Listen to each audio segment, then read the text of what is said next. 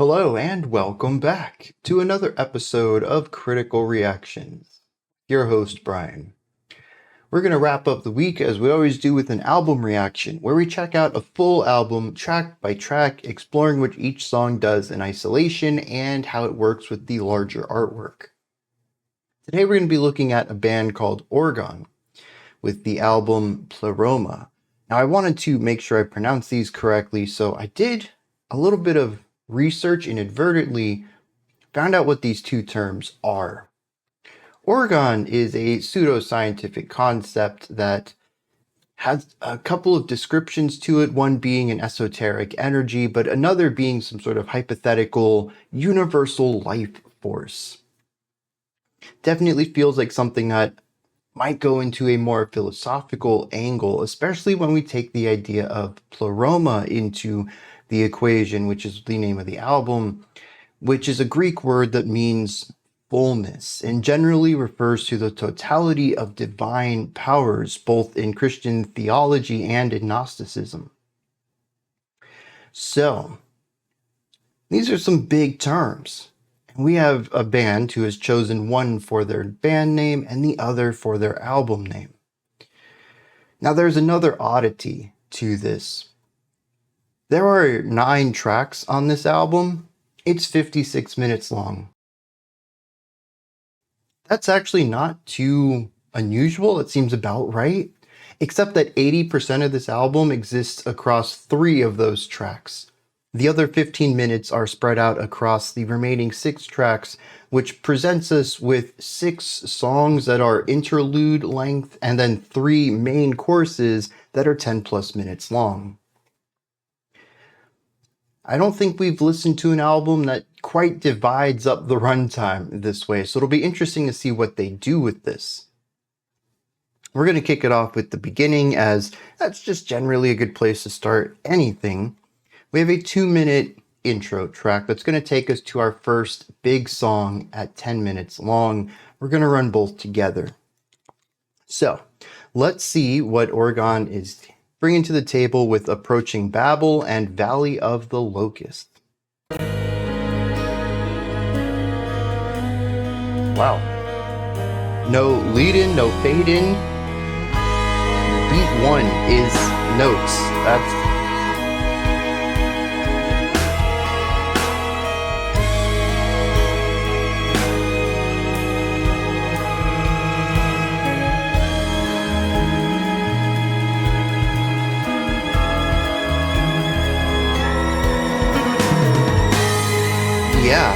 alongside the more traditional harmonic stuff, we had 2 chromatic lines descending.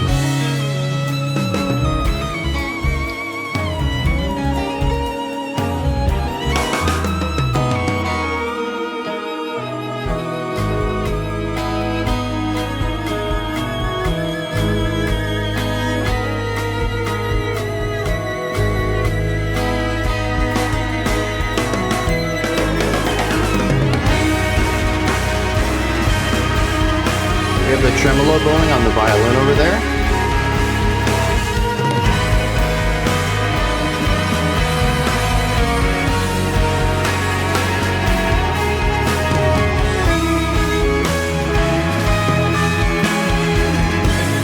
Really interesting note choices on that guitar line.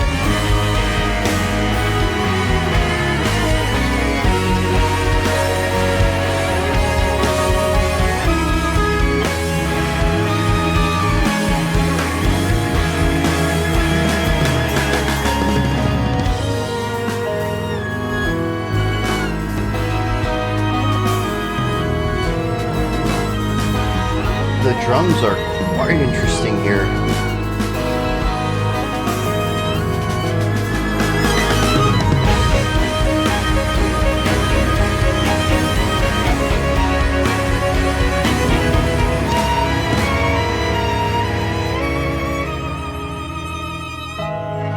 Well, that built up into nothing.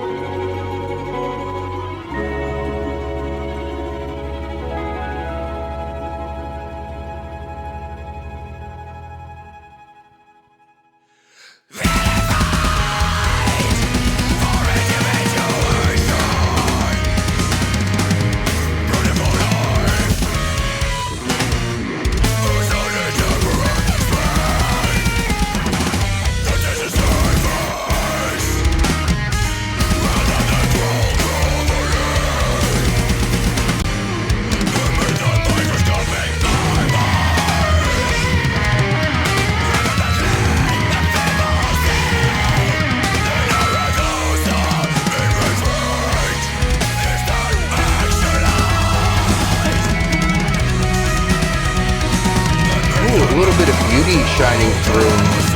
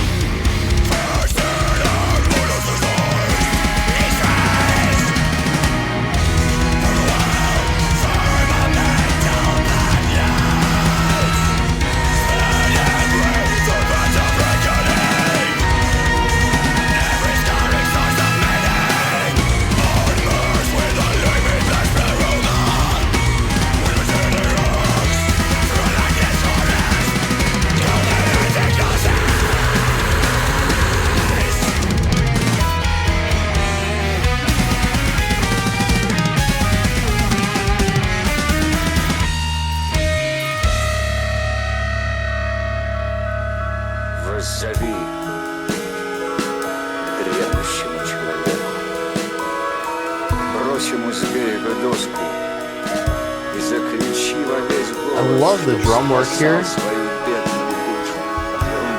I haven't said a lot this reaction. I'm kind of stunned and processing all of this.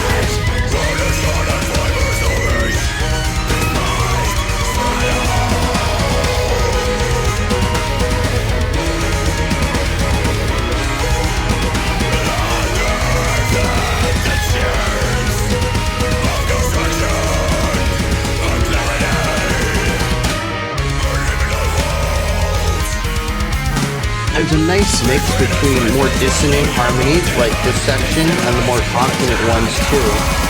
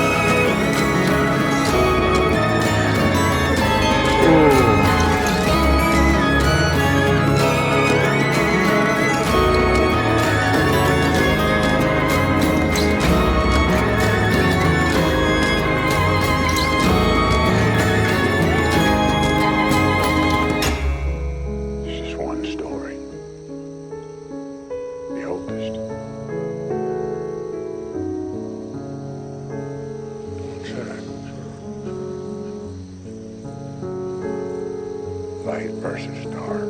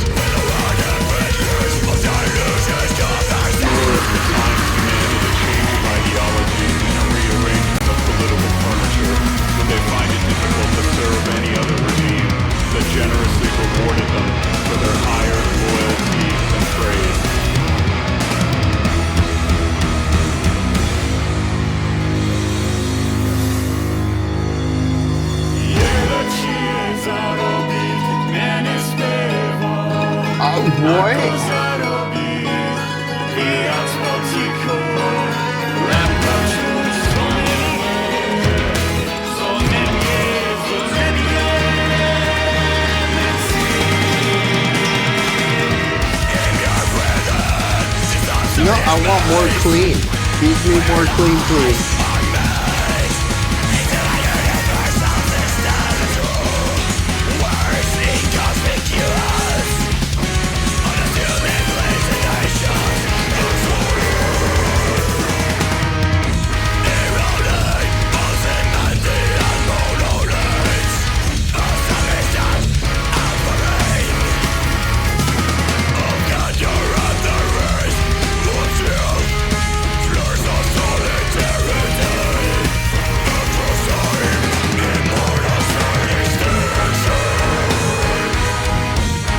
In the big drums.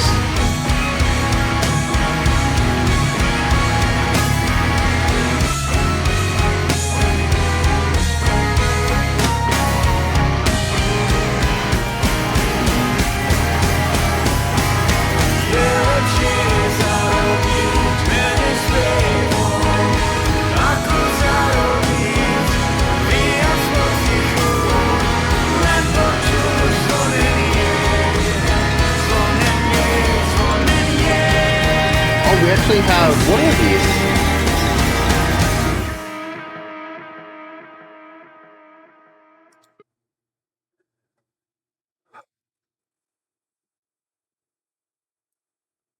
This whole thing runs together, doesn't it? There's no good place to end any of this. Although I will notice that both tracks 1 and 2 transitioned into the next with an echo of the last note hits from the previous track. It's not like the melody continues on, but there's no clean break either. This is intense. This is a lot. This is overwhelming. I'll say this, and I mean it from like the best place possible. That felt a lot longer than 12 minutes.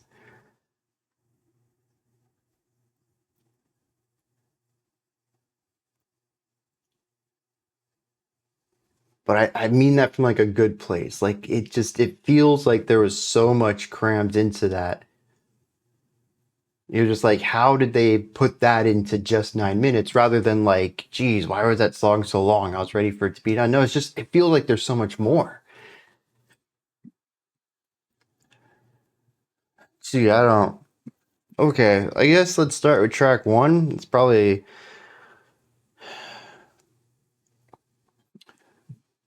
Track 1 sets up a lot of the compositional ideas that we'll see expanded upon in track 2. There are a plethora of instruments all overlaid on top of and interlocking with each other, creating these dense harmonic and melodic ideas, as well, I guess, as well as rhythmic too. There's at least 2 violins, there's 2 guitars of sorts, there's the drums in track 1. It's got to be more than that too. At least it feels like there was more than that. They're all doing their own thing, but all interlocking.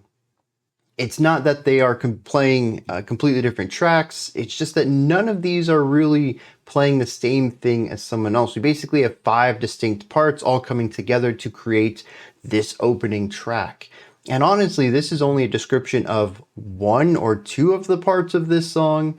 There are some sections where there is a bit more synergy going on well, not necessarily synergy, because the isolated parts are very synergistic in how they come together, but there's more unity, singularity, and focus in a couple of the moments of that track.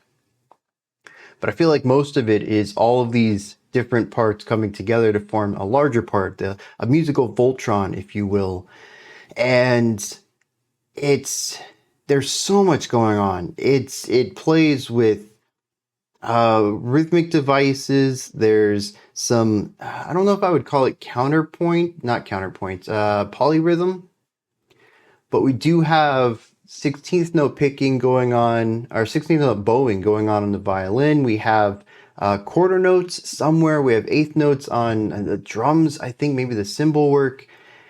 And it feels hierarchical, where we have, 16th, 8th, quarter, and they're all just doubling up another. It's not like we're combining different pulses where we have like a 2 and a 3 and a 5, and they're gonna, kind of create this polyrhythmic feeling where there's multiple pulses going on. There's still just this backbeat. It's just, is an instrument going to play 1 hit per beat, 2 hits per beat, 4 hits per beat? And they're all just going to work on this doubling thing so that they're all lining up on these core pulses. But even without the polymetric idea, there's still 3, 4, 5 atmospheric, harmonic, melodic ideas all going on simultaneously. This is very classical right here. The instrumentation also sort of alludes to that, the use of the violins, their role in the music.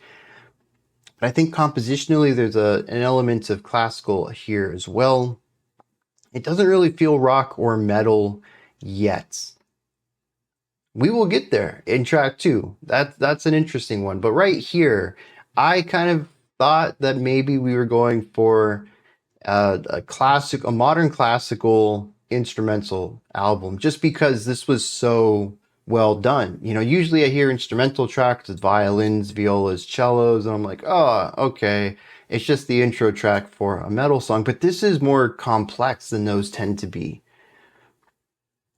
This feels like a fully realized track that sets the groundwork, as I would find out later, for the compositional devices we would see in track 2. This isn't just a one-off. I fully expect to continue to hear this style of composition throughout the album. I expect to hear the violins throughout the album. It is not just an intro track, but it is setting the groundwork for what to expect moving forward. Now, harmonically, melodically, this is an interesting song. It presents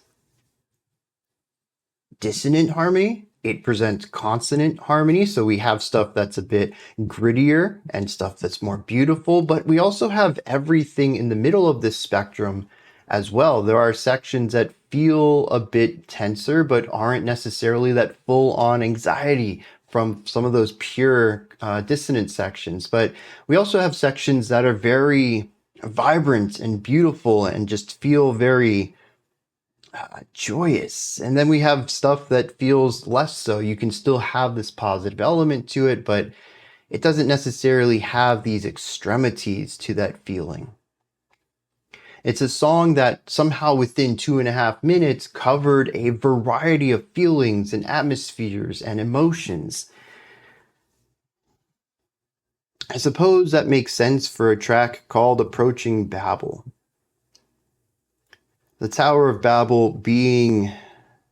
I don't remember what was important about the tower itself, but the concept of Babel is the point where in Christian religion anyways, the point where all of the religions were cast down onto the earth by God for... I don't remember what the crime was against him. He's like, you guys are doing this, so I'm going to make it so you can't understand each other. And he creates all of the languages and forces these people to speak all of them, and now no one can communicate with each other. So many things happening at the same time is kind of what I grasp with this concept of approaching Babel, moving to this point where communication is missing. And having a song that has a plethora of emotions and atmospheres and feelings and all of this, that works for me. What's interesting, though, is that all of this works together very well. And Babel is about chaos, a linguistic chaos, where, you know, a second earlier you were having a conversation and now two people can't understand each other. I don't get much of that from this track. So I'm kind of curious. I mean, we are approaching that. So maybe this is the point where we still have communication on hand. But, you know, many interlinking parts, lots of things going on. Yeah, I mean, this is just a plethora of emotions. All of this, I think, works within this framework of Babel in general. Then we get to Valley of the Locusts. This song threw me for a loop. First of all, it's death metal, I think. Probably technical death metal, because that's just like the term for progressive death metal. But it's also super technical. Like, it's a really good descriptor of the... It's not like shoegaze. You hear that and you're like, oh, what kind of music is that? Unless you know, then you can't really know. You can't derive from the genre name. But technical death metal, I mean, you get what's on the tin right there. Oh, I wonder what's in here. Open. Oh, it's death metal. It's technical. I mean, I like genres like that. It's just right from the start. We take a lot of that multifaceted, multiple moving parts element of the first track, and we incorporate it into a metal sound. We have growling. We have distorted guitars here. We have aggressive drumming. We got a loud bass. And we still have the violins. They don't come in for a while, but I was a little worried about that because we went pure metal for the first minute or so of the song. And I was like, oh, geez, you know, it is just an intro track. We're not going to do any classical stuff again. We're just going to go full on face melting metal. But no, we get the violins back in a little bit. But there's a lot of stuff going on, even right here at the beginning. I think the thing that stands out to me the most is the drum work. Were you all listening to that? The drummer is bonkers. There are so many wild melodic drum parts in here. I don't think I really felt any drum patterns. For the most part, it felt like 9-10 minutes of completely linear drum work. And I am totally on board for that. Absolutely love that perspective on drum writing. It feels inventive. It feels like it's part of the conversation. It's not just the backbone of the song. It's not the rhythmic pulse of the song. It does provide those. Sure, the drums present a lot of the core pulse and rhythm to many of these sections, but it's more than that. It contributes to the progression of the song consistently. And the patterns themselves, I don't even know if I can call them patterns. The drum parts themselves are inventive and technical and shifting rhythms and shifting phrasing and pulse. And I don't know, dude, it's just, I'm totally on board for it. I love melodic drumming to begin with. It's not very often that I hear rhythmic drumming melodic drumming. I don't know. Most drumming's rhythmic. It's very rare that I'll listen to music and not be able to say, okay, this was what the drum part was. It was technical. There's lots of movement to it. Very little of it was, repeated. It was like, a 16-bar phrase fully linear. But here is the repetition. Here's where we entered a new phase. I can't really do that here. The drums just feel like they're continuously reinventing themselves, bringing something new to the table every bar. And that's just phenomenal. Absolutely love that. Now, the same is kind of true for the guitars and the violins too. I can typically find some sort of phrasing for it. They're usually on the longer side, which is quite impressive in and of itself. I don't think we have anything shorter than like a 16-bar phrase on this track. But I can usually say, okay, this is the riff. We're doing the riff again. There's lots of movement. There's lots of contrast within the riff. It's not cyclical. Well, I mean, it does cycle within itself, but it's not like we do 4 bars of this and then we repeat those 4 bars. No, this is like a linear 16-bar phrase. And there's a lot of movement in it. There's rhythmic diversity. There's harmonic diversity. We're shifting between darker, more tense, screechy sounds, and then bringing in like warmth and victory, and then going into something more melancholic, and then introducing joy, and then starting that loop all over again. And there's so many interlocking parts too. There's sections where the guitars might line up and the violins will line up, and we basically have these 2 parts, but there's also sections where all these will split up and we have 2 guitars and the bass and 2 violins all doing their own thing while the vocalist is growling on top of that, and the drummer is just a madman, completely linear through this whole section. And there's just so much going on. I feel like I could listen to this 5, 6, 7 times and still find something new in it. And that's just focusing on single sections. I mean, this is 10 minutes of music that is constantly reinventing itself, moving into different directions, but always feeling like there's this thread that ties it to where it came from. You can understand how we got to where we are.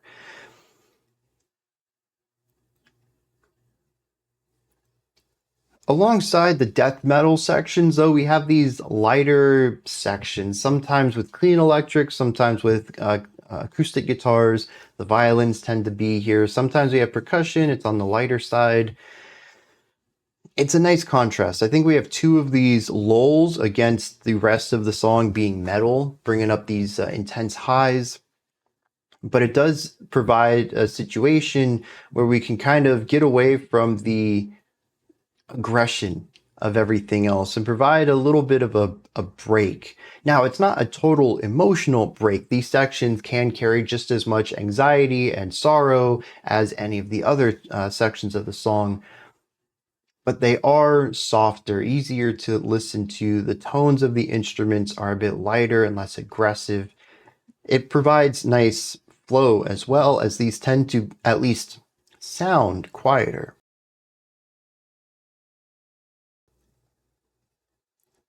I'd actually be interested to see where these show up timeline-wise. I wonder if they do show up pretty much at the end of the first third of the song and the end of the second third to create these lulls at basically the 2 core points of the track, to bring the intensity down at the end of basically the first and second act of the song. That'd be interesting. What else do I need to bring up here?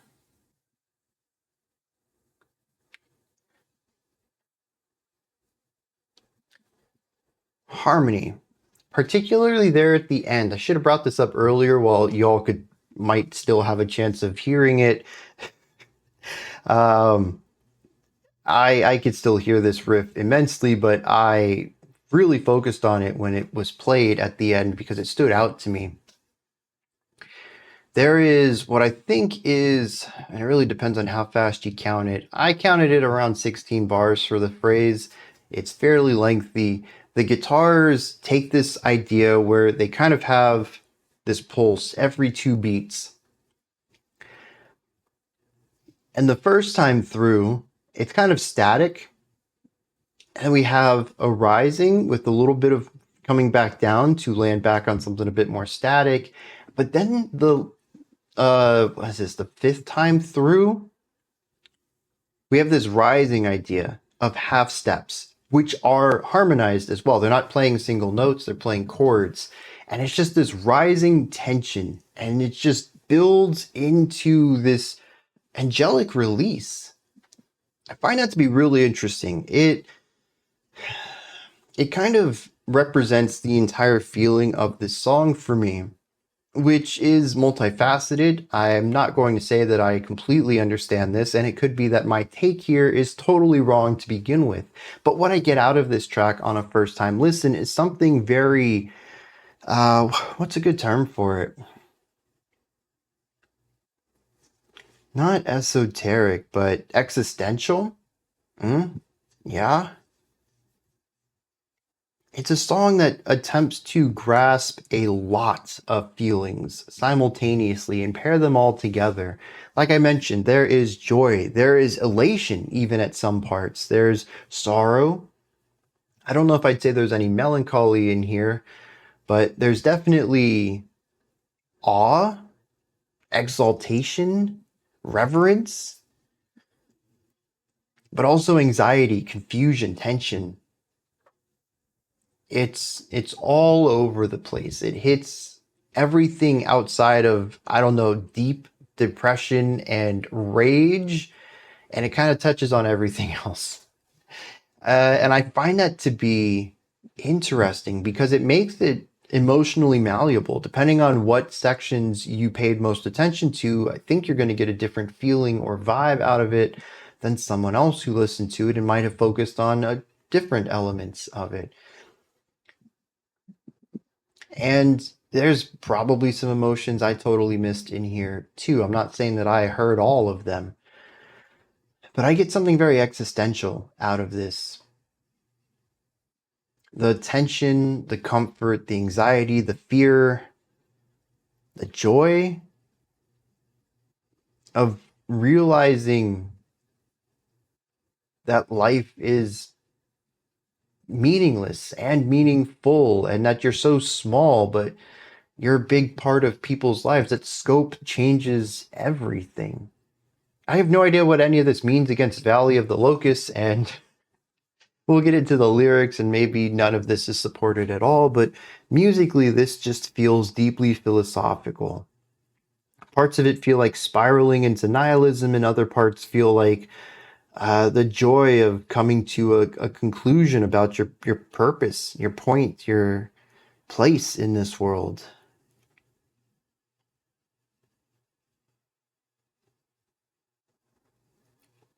Much like the music, my feeling throughout this is just very roller coastery, lots of different things happening. And that's the best way I can explain what all of them might mean coming together. Let me find some lyrics for this one, and we're going to move on to track 3. I continue to, I don't know if impressed is the word I want to say, but I'm impressed, I suppose, by this group. First of all, there are no complete lyrical sets anywhere on the internet. There are excerpts. Every single website says excerpt and then lists some lyrics. Now, the listed lyrics are pretty lengthy, but they certainly seem smaller than the almost 9 minutes straight of lyrics that we had for that second track. Even Metal Archives, who tend to somehow have lyrics that no other website has, also only has these excerpts. I went and paired it against the song, kind of scrubbing through the track, trying to place the words that I'm trying to pick up from the growls, which are honestly well done as far as delivery and enunciation go. I can't pick out everything, but I'd say like 60% of the time I can grab a few words, which is better than most growlers. I found where the excerpt lies. It's in the middle of the track. There's so much context before it and after it that I'm missing because those lyrics aren't out there on the internet anywhere. I was kind of hoping some random WordPress is Blogspot still around? Probably not. I'm going to stick with WordPress. I'm kind of hoping there's some random WordPress website out there where somebody has hand notated the lyrics by ear, but I couldn't find it. So I'm not sure what we should do about these lyrical dives. I will go into what I have, but I'm missing, I'd say, a majority of the lyrics, at least on this track. The other songs that have lyrics, there's quite a few instrumentals, which makes sense because most of these songs are in the 1 to 2 minute range. But the songs that do have lyrics are all, I just have an excerpt of what is being said in them. The other oddity here is that we didn't listen to track 1. Track 1 appears to be exclusive to CDs and Bandcamp. And on Bandcamp, you can't even listen to it for free. You have to purchase the disc. The only way to hear the real first track is to give them money directly, not indirectly through Spotify. 1, I think that's very cool, but 2, it also means that I didn't get the proper start to this. I wish this could have been made clear somehow, but I don't know the way to do that. It's not like Orgone can put a disclaimer on Spotify. Hey, you're listening to a truncated version of this album. If you want to hear the real thing, come support us. Like, I would totally be behind that, but I don't know how you would go about doing that. Unless you give Spotify a janky first track that has, you know, a bit at the beginning, just kind of spoken. So after we get through the lyrics for track 2, which is actually track 3, we're going to go back and listen to the real track 1, and it's going to explain why this album started so immediately. You know, I picked up on that. Yeah. As soon as I hit play, we were in the song. It's like, oh, you know, we're starting on beat 1. We're just getting straight into it. Actually, that's not what happens. I haven't listened to the entirety of the real track 1, but I listened to a little bit of the opening, and it moves into the song rather nicely. And I listened to the end, and it transitions into Approaching Babel really well, too. So it feels integral to the experience. It's going to be weird listening to it out of order, but I think it's better than omitting it completely. There's also the outro of the album, which is called Pleroma. It's the title track. It's not on Spotify's version. And we're going to listen to that one at the end of the album as well. And so instead of 56 minutes, it's like an hour and 5 minutes for the album. It really doesn't add much, but it gives it a proper start, and I'm going to assume a proper ending. So I think it's just going to be beneficial to listen to it that way. All right, lyrics for Valley of the Locust, because Approaching Babel didn't have any. This appears to be, and I say appears because the language in this is dense. The vocabulary is large. There's a lot of really cool words in here. I had to go look up more than 2 even. I think I had to look up like 4 words here, which is pretty cool to begin with. But it's also, it goes over my head a little bit with its descriptions and figurative speech. But I get the total gist of it based off of the first stanza of the excerpt, which I think is pretty clear in its statement. It says, the world story is a palimpsest, an array of undistilled, unfiltered, kaleidoscopic monologues, layered and congealed, despicability and courage intermingled, spanning infinite volumes in an unavoidable parable. Basically saying that the history of the world is a series of terrible events. Says that the events are a combination of despicability and courage. Terrible people having the strength to do and enact the things that they want. It spans infinite volumes. But the thing is that these events, these people always forget their history. That's the idea of the palimpsest. Palimpsest is a piece of paper that's been erased and written over and erased and written over. And just like all the stuff that gets added to it obscures what was originally written. The idea of, history being a cycle. Maybe not necessarily repeating itself, but certainly rhyming, as the phrase goes. So it's a confrontation with absolute realism that concludes with neither a thirst for utopia nor misanthropic flailing, but a willful receipt of the mantle of consciousness, a lucid absorption of each season of existence, willful transmutation.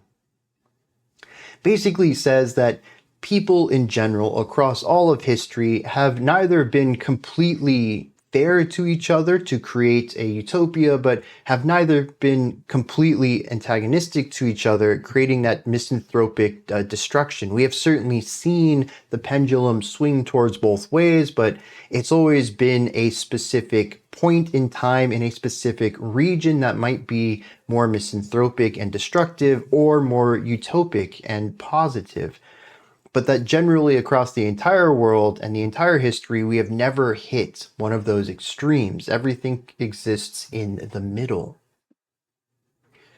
And it says that we just sort of lucidly move between all of these events. Things just become another thing, calling it willful transmutation. It's easy to look at a history book and decide that specific eras were specific things, but much like living today, it's really difficult to tell where the chapters are when you're in the moment. Things just simply become the next thing. It's only years, decades, centuries later when historians will decide to put chapter marks on these historic eras. Then it takes a very long time to say a lot of stuff that I'm not sure where it's going, but it does seem to be rather negative towards those in charge who have consistently driven world powers into a death spiral while sucking in those around them. It's sort of a condemnation of the fact that somehow today, modern times, I don't know when this album came out, but it's definitely recent. 2024. Okay, that's more recent than I was expecting, but that somehow today we aren't in a much better place than we are. That there is still all this negativity going on, and it's because people end up getting in power who destroy things around them, not just themselves, but other regions, other countries. They never have the restraint to just spiral themselves. They always have to take something down with them. Calling it the Valley of the Locust. There's a lot going on here. I'm trying to figure out which lines are best to bring up without reading all of it. Says that we have exhibitionist runts with tailored mystiques defiling the peaks of creative endeavor, self-aggrandized, networked to a hollow apex, bejeweled and trinitite, premiered at the gala of human folly. Each pathological lackey kneels only at the feet of fellow counterfeit magi, fellow propagandists, and fellow adept peddlers of diluted catharsis. Basically saying that we have a lot of people at the top who basically are all smoke and mirrors. They have no problem controlling others, of trying to make things look like one thing when it isn't, for their own gain. They're all con men at the top. And that they only kneel to those who are better at doing this than themselves. He says that all of this is hollow. Those at the top do not deserve to be there. We then have, I don't know what language this is. Let's find out. Looks like Slavic. Translates to, it is better to earn less by singing than to earn more silently just to hear the jingle of the coins. Which I love that phrase right there. It's better to be poor and do what you love than be rich for the purpose of being rich. That doesn't benefit anyone. But at least if you can earn a little bit of money from singing, from your passions, that can elevate other people as well. But just trying to get money for the sake of getting money robs other people of opportunities, robs other people of money. It's the idea that we have so much funding and resources in the world, and yet some people, lots of people, are poor and homeless. They die of hunger. We have the resources to feed everyone, but some people decide that it's better to hoard them for the sake of having a high score of hoarding. And this line right here says that that is despicable.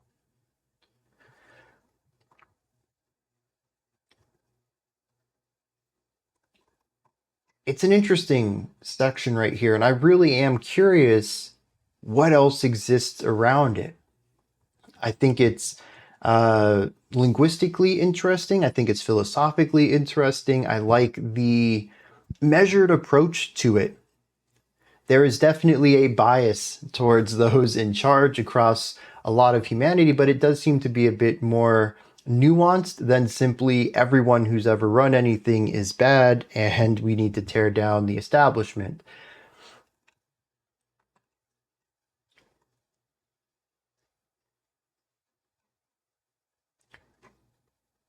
But again, it's just a few stanzas out of many. There are a lot of lyrics in this track, and we got a few of them.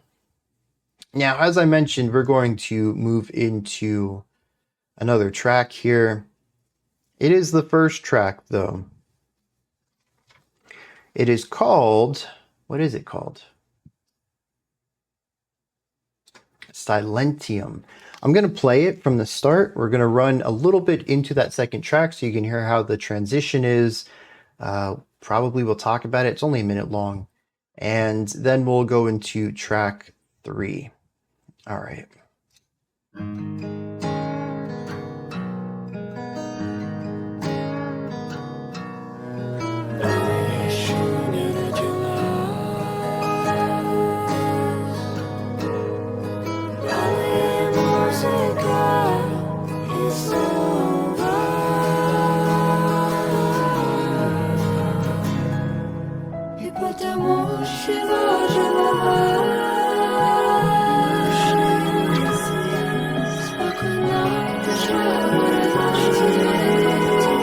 I love the guitar moving underneath these long held out violin parts.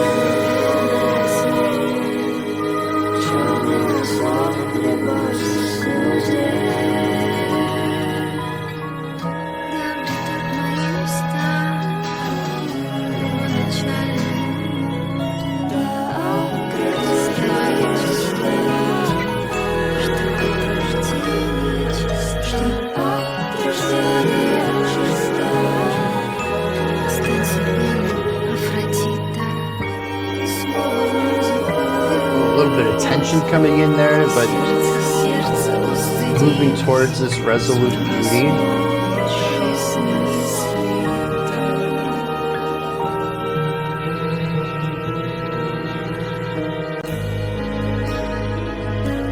And this is approaching Babel, where we started. That makes a lot more sense of an intro.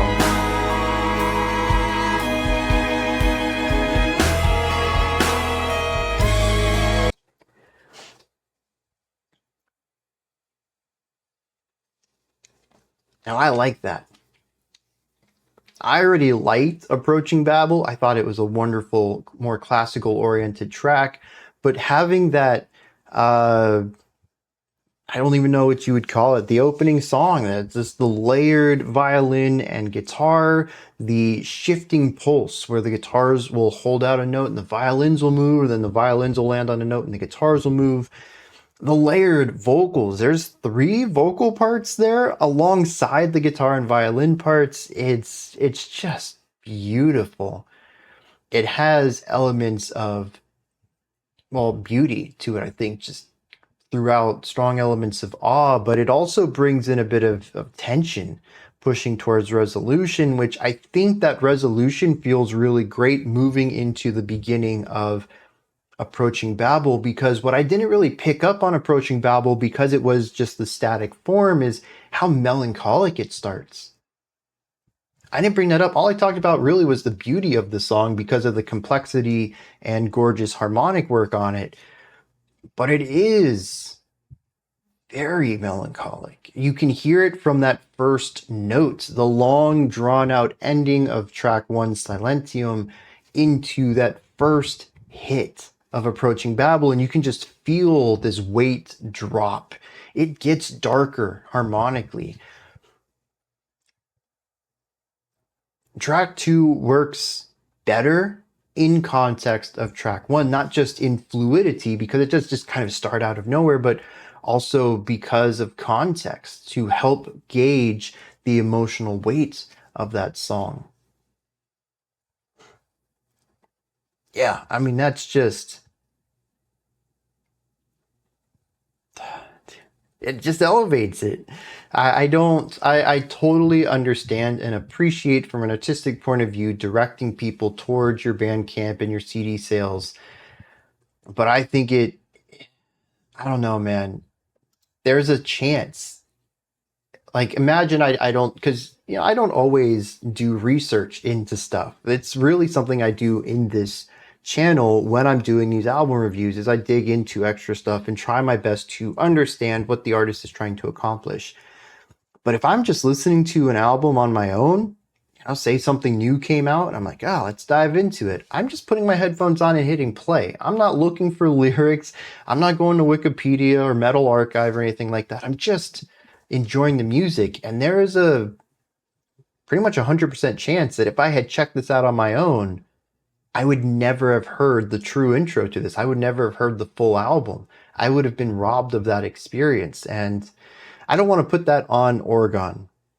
I think in the age of Spotify, you need to do something to direct people towards CD sales or your own, you know, Bandcamp, where you can actually get funding for your art. I mean, Spotify, what they pay out is garbage, 100%.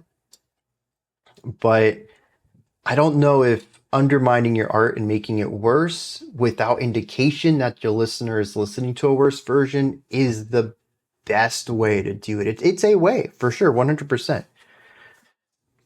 And in this situation, I was lucky enough to realize it relatively soon.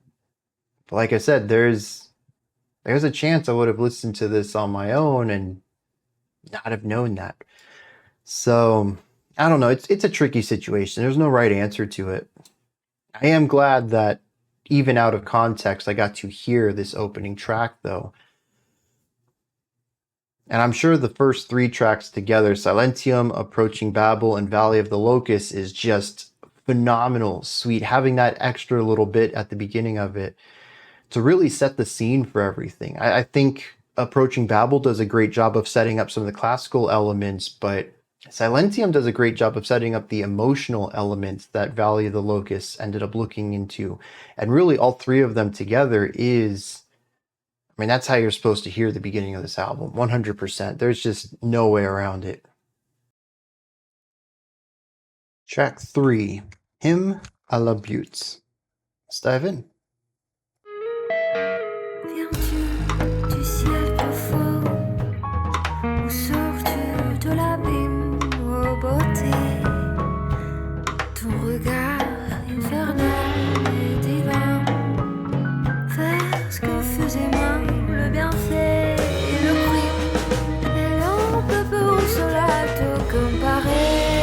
Dude, the drumming is so good, but these vocal lines. Le destin charmé sur tes jupons comme un chien. Tu sèmes au hasard la joie et les désastres et se gouvernent. Tout ne reprend de rien. L'éphémère nuit vers toi chandelle. Rapide flamme et dit bénissons ce flambeau. L'amour pantelant incliné sur sa belle.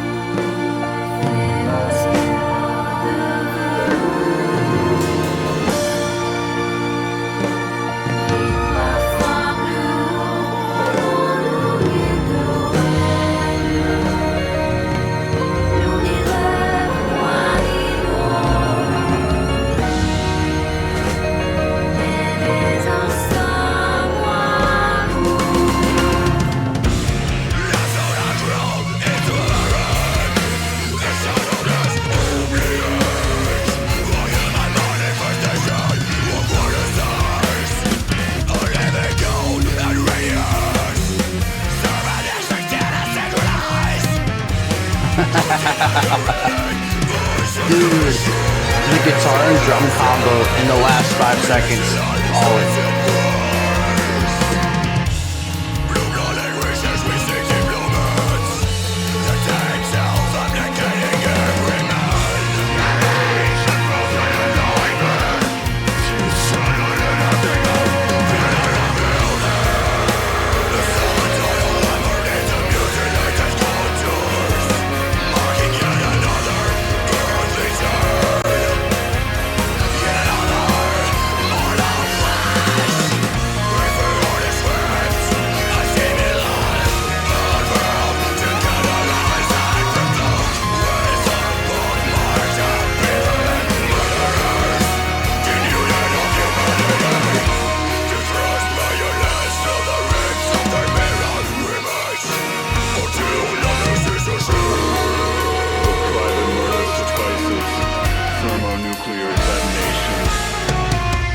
Another spoken word part.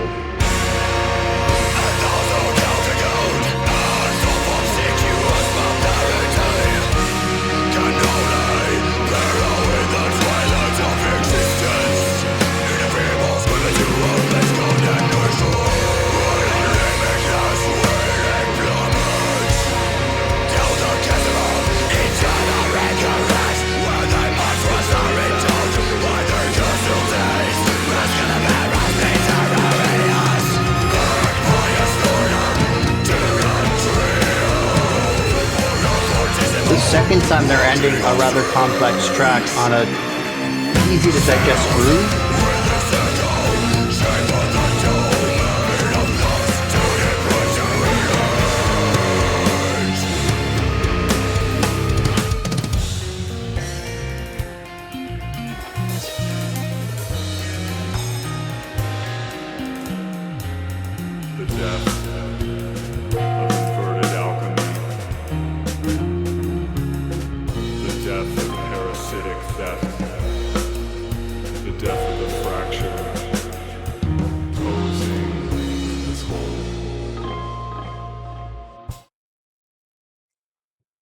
I originally planned on running these two back to back because this track is less than 2 minutes. The next track is less than 2 minutes. I don't know. Anyways, I got to talk about this one though. So whatever my plans were, just chucked in the garbage now because this song was wild. I can't listen to another 90 seconds of music. I'm gonna forget parts of this.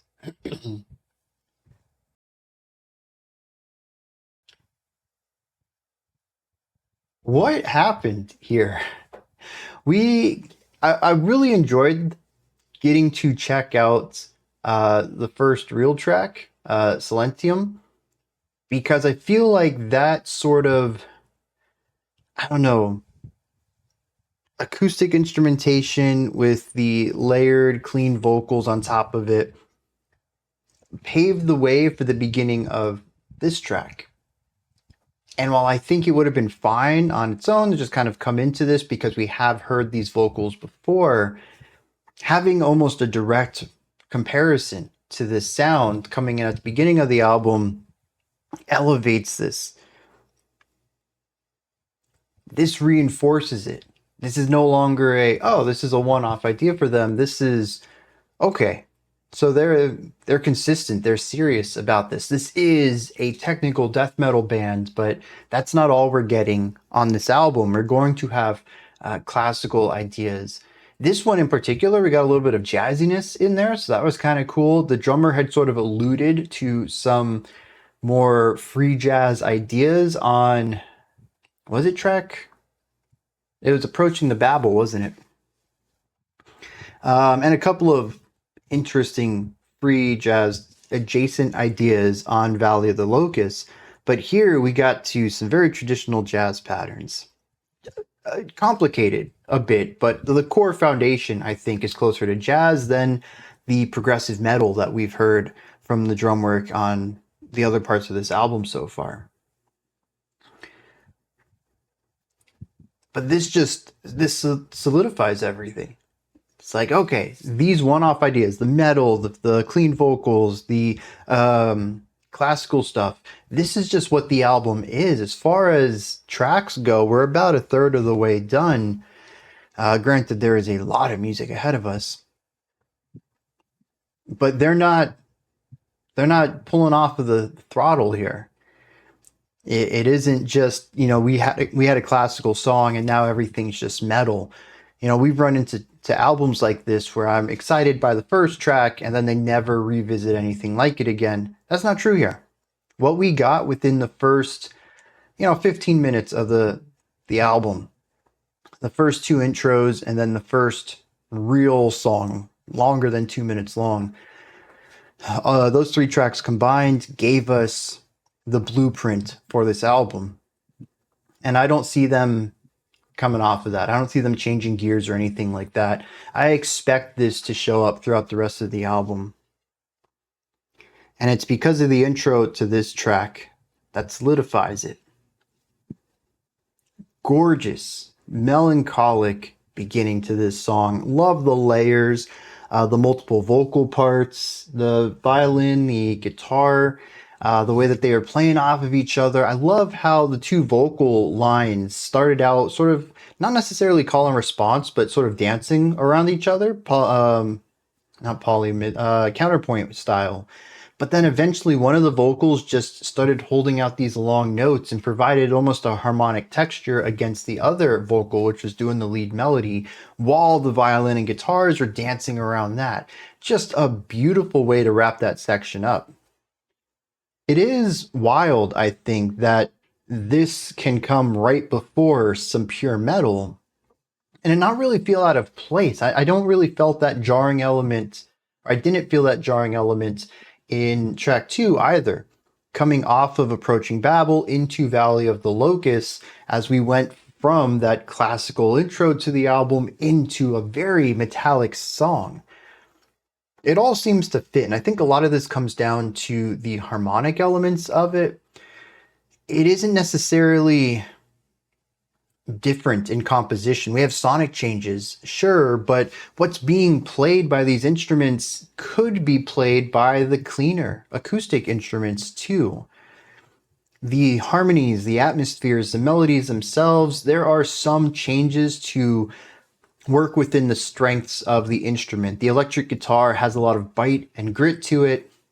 It can get away with some things on the more consonant side that wouldn't have as much effect on the clean guitar or the violin, and it can exacerbate some elements because of the distortion, such as dissonance. You play two dissonant notes on distorted amplified electric guitar and it's going to sound more dissonant because that dissonance is amplified by the overdrive and all of that.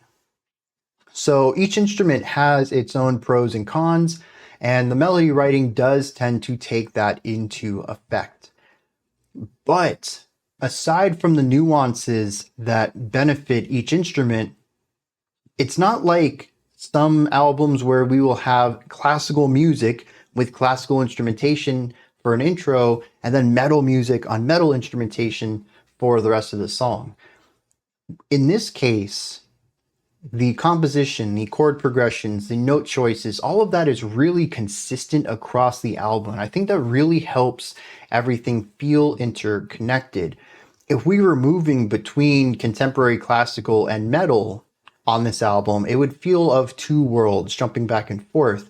But instead, we're just changing instruments. This is no different than having, a full band section for like an orchestra. And then, then we do just brass and then just woodwinds and we bring everyone back in. That feels connected because we're basically swapping around instruments in a connected composition. And that's what's happening here. It's what allows it to feel as connected and not disjointed, despite the fact these wild shifts between these classical lulls and the more metallic highs. I wonder if there's more to it, maybe a production thing that comes into it as well. But as far as timbre go, you can't really get too much of a wider shift than acoustic instruments to electric, gritty, distorted metal ones with growling versus clean vocals. I mean, these are pretty large leaps as far as timbre goes. But on the compositional side, everything is retained. And that's doing a lot of heavy work to making sure that this feels cohesive. Now, coming out of this clean opening, we come into a metal section. And I started to pick up on some really cool play between the guitars and drums. I wish I could tell you exactly what was going on there. It's a lot. But just listening to the two of them, there's the harmonic elements going on in the guitar, the chord progressions, the violin playing alongside it.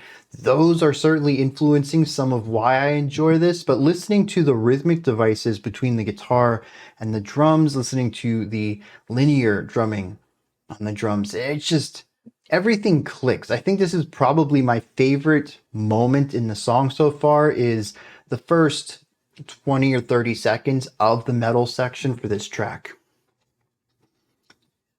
It is just the perfect kind of composition, great production. And it all just, it clicks. It comes together at this point. Everything that I love about more aggressive musics is in play here. Strong harmonic information, lots of emotion stuff being portrayed in the atmosphere, strong melodic qualities, counterpoint, great, I don't know if I'd call this great production, but the production is clear. If you really like gritty, weighty, heavy guitars, I don't know that this is necessarily going to work for you, but in the vein of a lot of technical death metal bands, they tend to go for a bit more clarity over size. And that clarity is important because of everything that's happening. You need to make some of these instruments take up less space so that there's room for all 5 or 6 parts that are happening at any given time. And so the clarity of the production is more important than this overbearing death metal weight. And this shows up in a lot of bands who go this more technical progressive route, is to have this cleaner production style. I like it. I do think it comes off a bit weak at times. I think some of these sections are designed to feel massive and punchy and aggressive, and they never quite hit those peaks that I know death metal can do. But I think the trade-off is worth it to have the clarity for all these lines to coexist and having this composition shine through the way that it does. Now, also, I wonder if production also plays a little bit into cohesion as well, because when I think to the clean sections, there's a lot of clarity in there too. There's a lot of space and room for everything. So we do have that clarity across the board, done in 2 different ways, I think. I would be very surprised if the same EQing and production stuff, mixing, all that is the same for the heavy and soft sections. I'd assume they both have their own unique mixing stuff going on. But the end result is that they feel similar production-wise.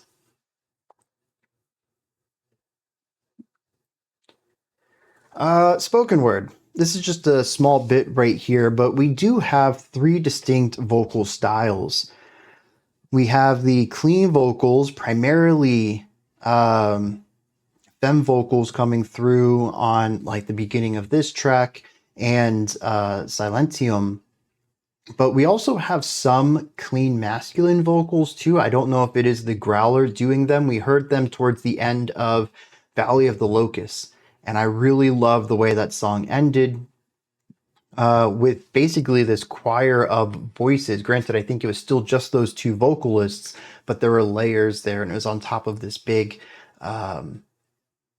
palatable rhythmic device, which actually happened here too. Both Hymn of the Beauté and Valley of the Locust end on an exceptionally palatable groove, where most of the rest of the song is more complex with its rhythmic devices. So that's an interesting thing that I'm curious if we'll continue to see. But we have these clean vocals. We have the harsh vocals, which take up a majority of the vocal stuff. If you've somehow missed them and don't know what I'm talking about, I don't know what to say to help you with that one. They're everywhere. And then we have the spoken word, which showed up twice on Valley of the Locust, I think, and once here on Hymne a la Beauté. I find it to be interesting. I don't know what to make of it, other than that it's just another contrast, another dynamic part of the song, something else to break up the, well, if there was possible, any sort of monotony going on in these tracks. I wonder what's being said there too. I don't remember reading it in the Valley of the Locust. I have the Hymn of the Beauté lyrics right here, ready to go for the analysis, the lyric analysis that I'm about to do, but I don't see anything in there that looks like it's spoken. I mean, I only have 2 stanzas to begin with, but they're both rather long, much longer than that spoken word part was. So, I don't know, I just have to take it at sonic value then, musical value, and I do appreciate it breaking up the very limited monotony I find on this album, just providing another bit of contrast to it. And that's not to say I have found any part of this album to be monotonous. I would say that the harsh vocals are the most static element of the track, or of the album so far, and having the femme vocals come in, having the spoken word come in. This helps with that a little bit, but honestly, there's so much happening around the harsh vocals that the fact that they're rather static is not a negative mark on the song, on the music for me at all. And they're honestly, they have a little bit of dynamic quality to them. It's not like they're melodic, but I do hear a little bit of pitch movement. It's very minute, and it's definitely not making anything melodic, but it isn't just one specific harsh tone all the time either. All right, let me hit some lyrics on this, and then I guess we'll check out the next 2 tracks probably. I mean, together they're less than 3 minutes, so it's not even a lot. Once again, really solid lyric writing. Now, it just makes me want to know more. This right here, though, is once again about those in power and their view on things. It says, a sundial hammered into mutilated contours, marking yet another earthly turn. Just a long way of saying another day goes by. It says, histrionic scripts and stimuli unfurl to catalyze and provoke waves of pockmarked ambivalent murderers. Histrionic is another way of saying, incredibly emotional. So we're basically looking at weaponizing people's emotions and using that, especially for those who are already a bit violent, in order to provoke them into thrusting bayonets through the ribs of their mirror image until numbness is achieved, though the alternative suffices. Thermonuclear detonation in the seat of the soul. So it says that we're emotionally, the song uses the word provoking, but I like to look at it as manipulating people who already have violent tendencies to be violent towards others.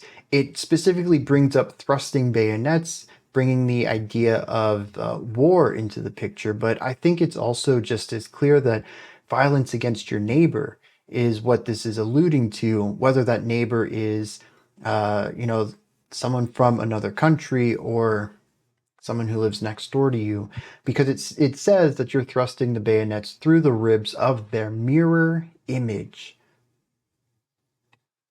I love this because it brings up the idea that humans are killing humans. That's it, right there. That is what this lyricist views as a terrible state of things. But I think it's also the idea of thrusting the bayonet through themselves, too. That by being manipulated, they're actively choosing to do themselves harm as well. And he says the purpose of this is to put numbness into the individual. Numb people are typically easier to exploit and control, but he says that the alternative is fine too, a nuclear detonation of the soul. I mean, it's so well written. The second stanza talks about coaxing barbarity out of people. It says that there's a limitless wailing plummets down the chasm of eternal recurrence, where their mantra is either the very fabric of the world is up for grabs, or the flesh is mine to command and butcher.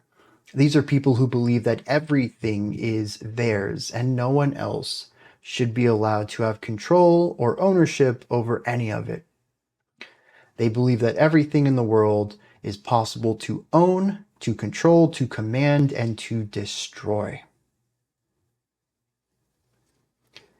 And it says that all of this is backed by a trio, a fortissimo hacking of strings, sealed in an echo chamber, the domain of those too depraved to relent. That the people who have this ability to whip up and manipulate these emotional people are going into the echo chambers, finding where they dwell, where they refuse to see anything else. It says that they're too depraved to relent. That's what these echo chambers are called, domains of those too depraved to relent. Depraved is just distorted. It's twisted.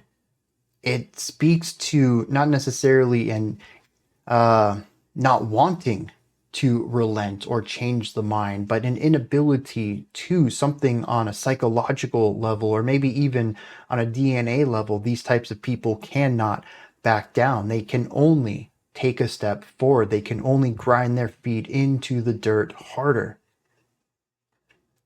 These are the people you take advantage of. And another way of referring to them are people who lack critical thought. People who are unwilling to change their mind, who refuse to see an alternative, even if it's presented factually.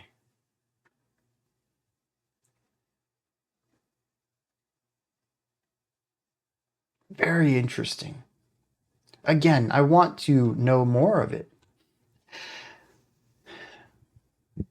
But I suppose that in the case of at least these two tracks, it adds to the mystique of it all. Maybe if I knew more of the lyrics, I would be less interested. The mystery of knowing that there's more, but not knowing what it is. Plus, taking these stanzas that I've read, really great stuff, and attributing that level of complexity linguistically and poetically to the rest of the lyrics. Now, it's quite possible and quite probable that the rest of the lyrics are just as fantastic, but maybe they're not. Maybe the excerpts that are presented are the best that there are. It sets a high bar for everything else. You must assume that they are just as good. So I don't know the purpose to only releasing excerpts. I don't know why no one has tried to hand write these lyrics by ear. It's entertaining, though, I guess, on one level, just to know that this is the direction that things have gone regarding this band. All right, next two tracks, we have Flâneurs, which I'm probably not pronouncing very well, and then Lily by Lily. Let's dive in.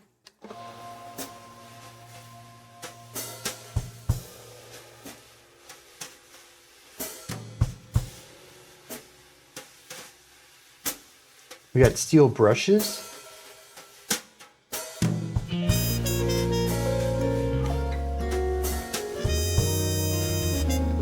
We got a muted trumpet here.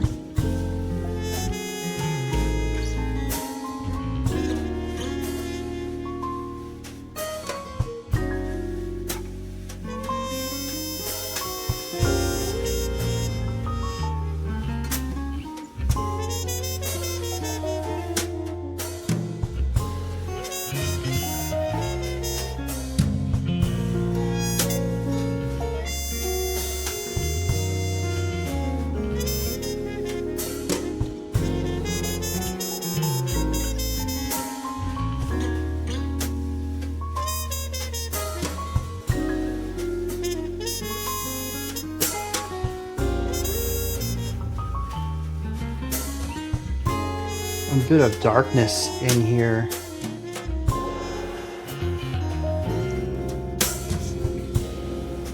Love that bass, man.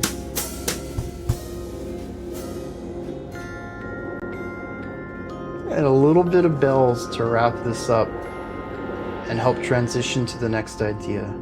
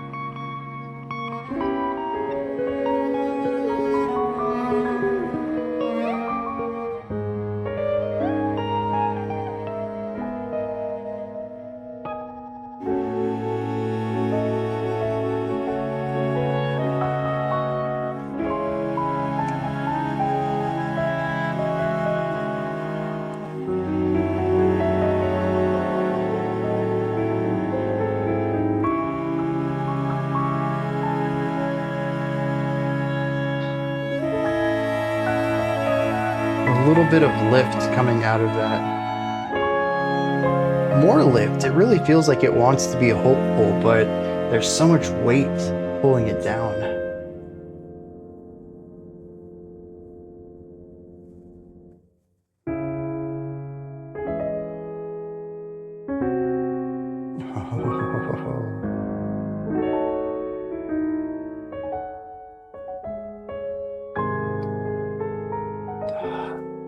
The small rhythmic changes, and they're not like disconnected either. They're variations on a rhythm.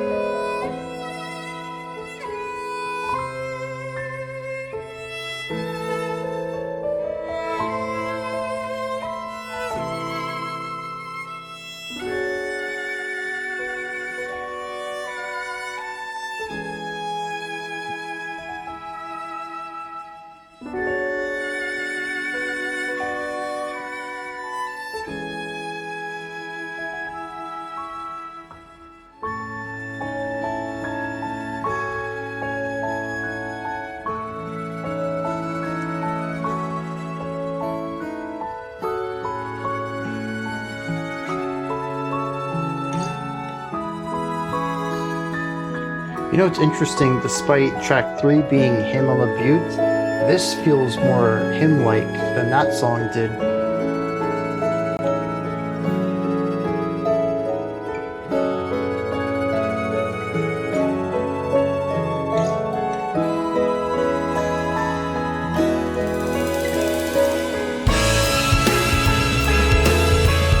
Ooh, bass coming in strong here.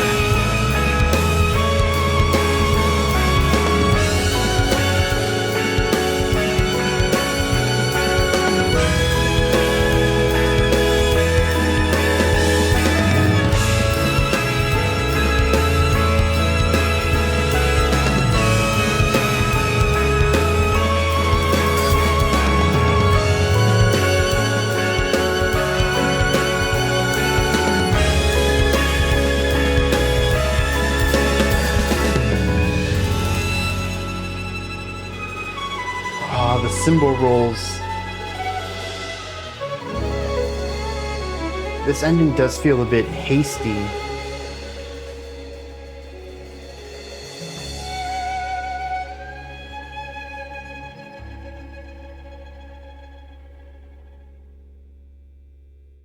All right, interesting. The transition into this track and the transition out of it are both hard stops. I think those are the only ones we've heard so far.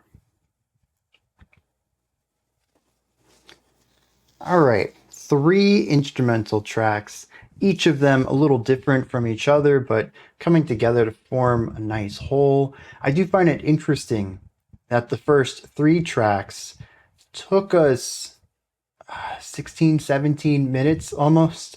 The middle 3 tracks was 6 minutes tops, and the last 3 tracks is going to be like 35 minutes. The weighting of this album is so wild, I think's the word for it. I mean, I knew that coming in. We talked about this right at the beginning, but I think overall it's pacing well, though. We're gonna have to see how tracks 7 and 9 work with everything, since they are massive songs.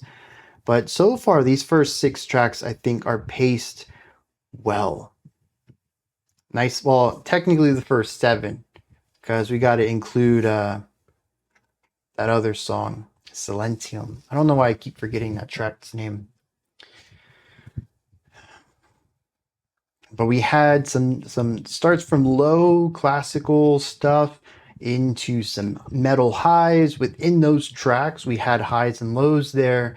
And now we've had 2 really lower energy instrumental bits, and then track 6, Ubiquitous Divinity, we started low, rose up, and then dropped back down. The pacing on this stuff is just really well done. And like I've mentioned before, there's a lot of nice connectivity between it all compositionally and production-wise that despite the varying lengths of songs, everything seems like it fits together rather nicely. So these are probably going to go rather quick. I gave my thoughts about the songs while I was listening to them, and they're short enough that I don't know that I have much to add, but let's just go over them real quick. Track 4, straight up jazz. Nice laid back rhythm on the bass and drums. We set up a couple auxiliary instruments to create our harmonic platform. And then we had a jazz trumpet solo on top of that. This section was very cool, a bit dark and smoky, but generally had more of a positive vibe to it. And I felt that the energy in it was just a bit more, I don't know if upbeat is the right word, because the metal sections are definitely high energy, but they feel high energy in an anxiety level, where the aggressiveness of the instrumentation and the speed that some of the stuff's being played in, especially on those tremolo bowed sections, it feels faster in tempo, but it feels overwhelming because of that. This isn't necessarily fast in tempo, but it has a nice groove to it, and it feels very calming. Alongside that, lots of space is used on all 3 of these sections, but this was a really good showcasing of bringing us back to that sound. And yeah, just generally a great track to come off of Hymne la Beauté from, and kind of bring the energy down for a little bit of an interlude here in the middle before presumably getting to some heavier stuff.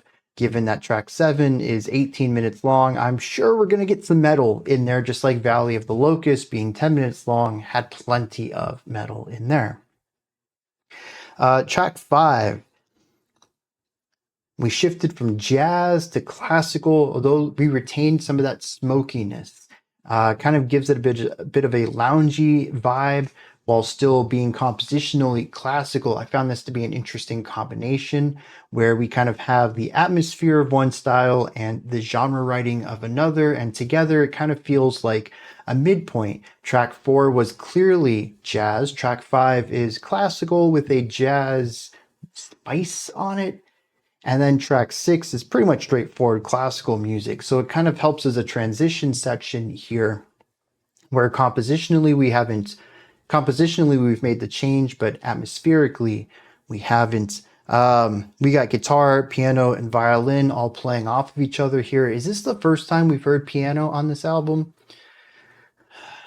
When it came in, I was like, oh, that's new. And then I was like, wait, but is it? Part of me thinks that the piano has shown up on some of the longer tracks. Well, actually, we've only heard two. So either Valley of the Locust or Hymne à la Beauté. One of those, I think, had piano, but it was a secondary instrument off on the side or something, and not in the forefront like it is on tracks 5 and 6 here. So it's nice to kind of hear that, get a bit more presence and focus. I love the way these instruments come together, and it presents something that, if track 4 is a bit moodier, while being a bit brighter, this one extends that, brings some of the brightness to the forefront while getting rid of some of that moodiness. And track 6 begins with a lengthy piano solo, and I thought this was absolutely gorgeous. This began to mix some of the stuff harmonically and emotionally. There are certainly sections in it that have these bright uplifts, but there's enough that contrast that.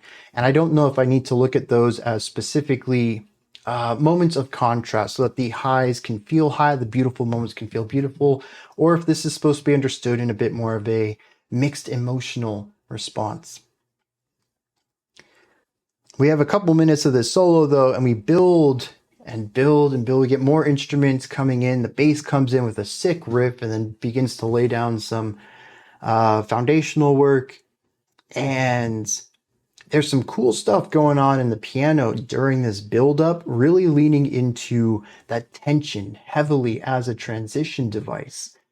Again, I don't know if I need to read into that or if it just really works as a transition, but it does introduce a little bit of extra grit, like compression, claustrophobia to the song before exploding into this jazz rock outro that was phenomenal. I mean, if any of this darkness is to be read as a negative aspect of the emotional quality of the song, this explosion into this jazz rock section is 100% a response to that. Pretty much the final minute at the end of the track here is just gorgeous. It flows. It almost has a little bit of like small town happiness to it, like a little a town song, if you will, from like a film or like a role-playing game or something. Definitely has a bit of like out in the countryside kind of vibes here. And it's all these interlocking parts creating something that feels cohesive and connected. There's a lot of joy to it. It is short-lived though. I don't know how to feel about this. As I mentioned, the ending kind of comes out of nowhere. I felt like we were just getting into this jazz rock section and it's already over. It felt like there was so much more it needed to tell, and then we started to wind things down because, oh, why didn't you know we're at the end of the song? And I know I speak that way as if the song is 3 minutes and 18 seconds long and the band realizes there's only 18 seconds left, so they wind things down. Obviously, that's not how it goes. You just make the song, and then when it's over, that's the length of it. But that is sort of how I interpret it as a listener. When I see, oh, there's only 18 seconds left, yeah, of course the song needs to wrap up. But there's a part of me that wishes it would have gone on for a little longer. But maybe that's also purposeful too, to create this feeling of unceremonious ending, where the good times, I mean, lyrically, this has not been a very positive album. It has focused on a lot of negativity and tragedy that humanity has caused upon itself over thousands of years, and patterns that they continue to fall into. Yeah, I suppose, even looking at the lyrics of Valley of the Locust, the little excerpt we have in it is about how there are low times for humanity, there are high times for humanity, and it kind of swings back and forth, never really sitting on a totally negative time, never sitting on a totally positive time. Maybe this is that. Getting a little bit of joy and happiness in, but realizing that we're just at the end of a pendulum swing and it's time to go back the other direction. Which is sad. But I suppose it works on the other side to knowing that when things look the darkest, that the pendulum is getting ready to swing back. And maybe that's what all of the reflection is in this. We have negative parts of this album. We have positive parts of this album. I've talked about how wildly varied the emotional atmospheres are across this entire album. And maybe that's what it's always been alluding to. Regardless, it's time to dive into the longest track on this album. Track 7, Trawling the Depths. Let's kick it. I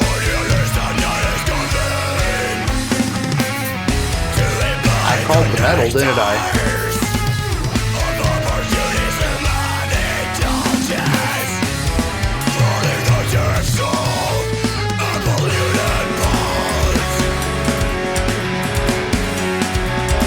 Dude, that drum pattern right there.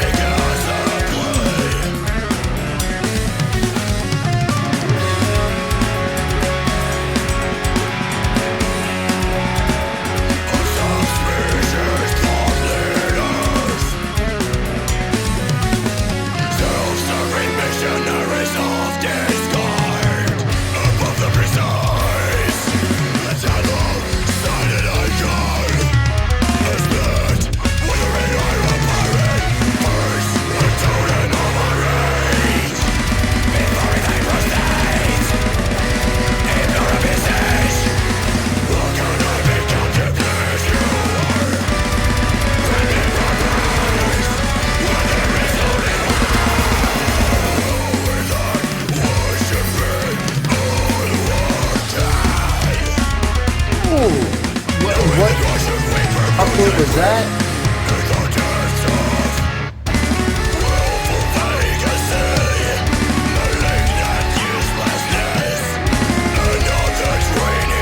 I think this is the first time we've heard arpeggiation this entire time, which is interesting. Metal and classical love their arpeggiation.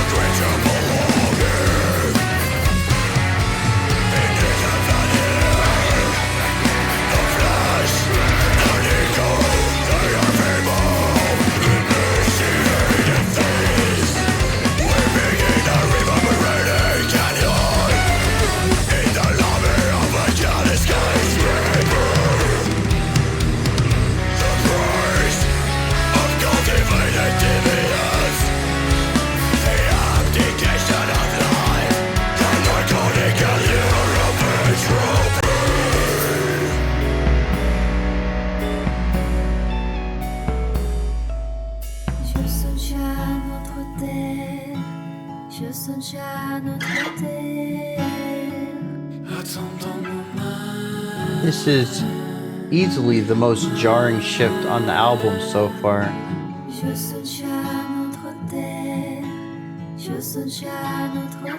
Given how synergistic everything else has been, I'm curious what's going on here lyrically that would lead into this. I mean, it's gorgeous, don't get me wrong. It's just so different.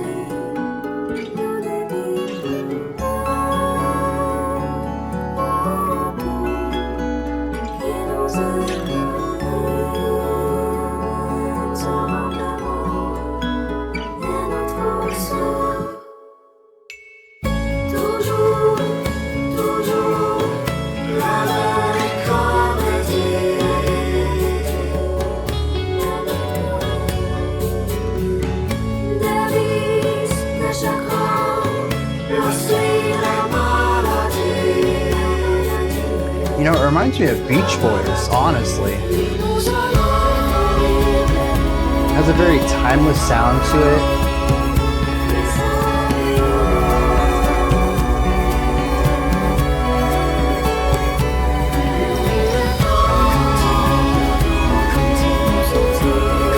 very warm and comfortable.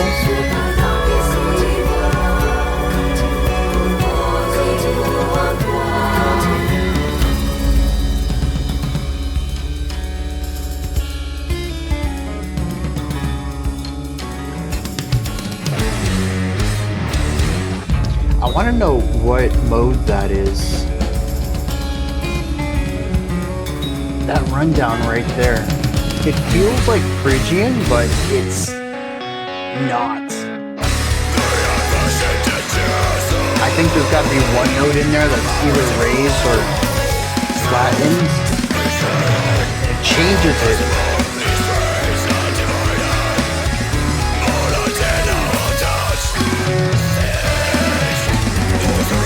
The conversation of the two guitars here, well, in the last section anyways.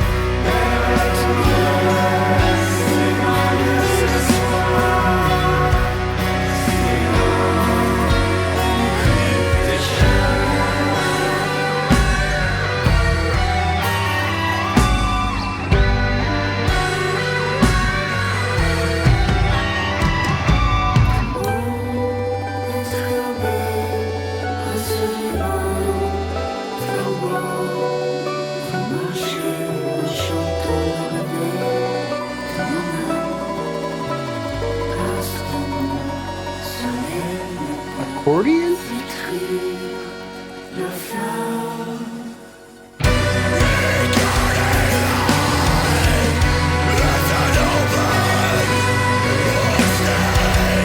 No.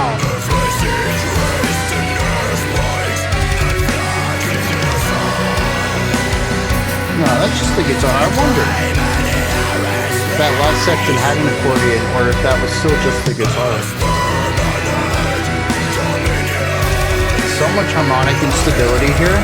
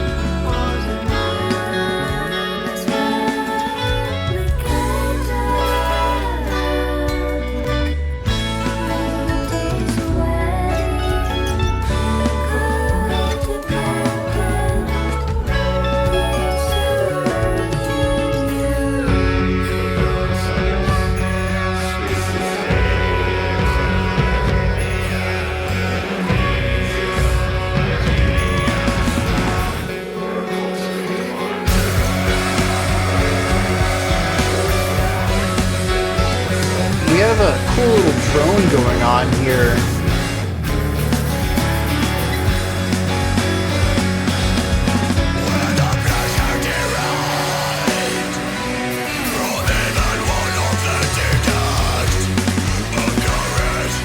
Keep that joint in mind. I'll be bringing it back up.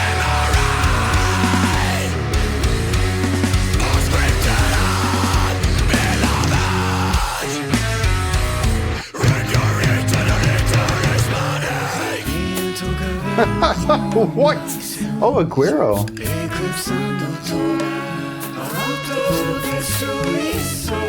Hand drums? There's also wood blocks in there.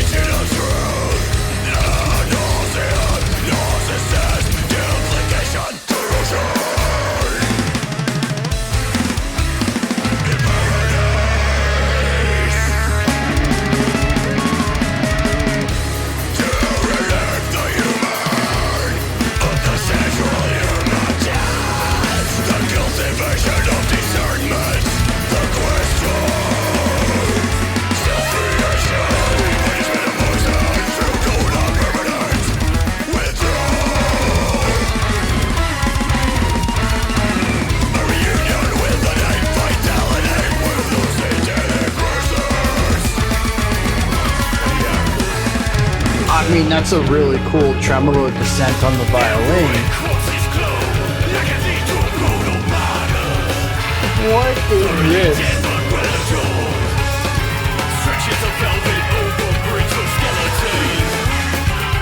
Some carnival-esque alternative metal.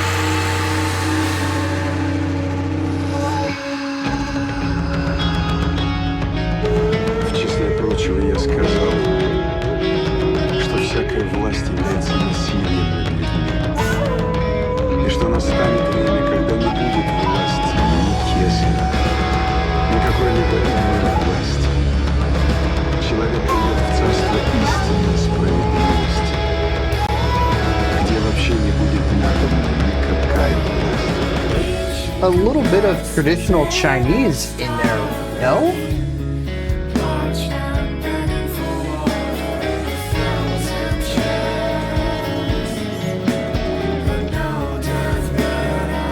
What am I listening to?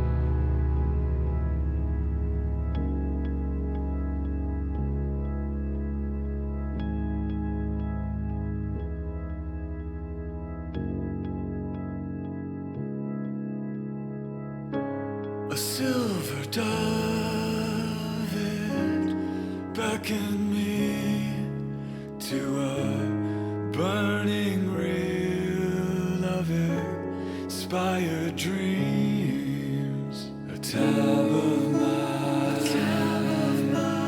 Saturn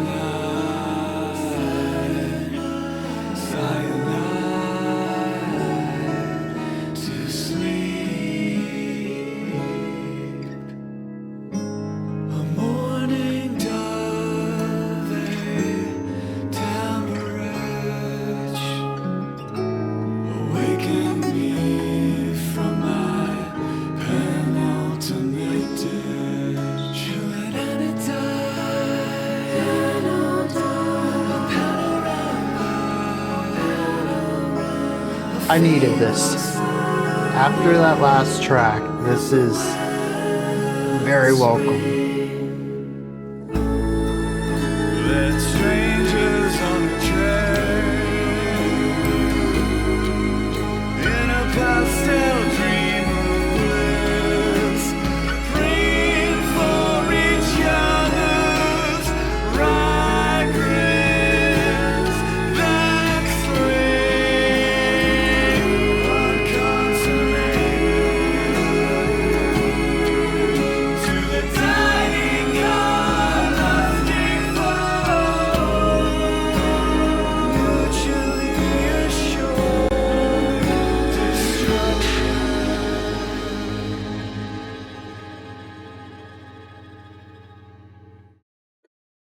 Okay, I'm glad I let that run. I was a little concerned it was going to pull us into the next track and there'd just be like no good place to break, but I can't. The next track's 12 minutes long. We have to stop before then.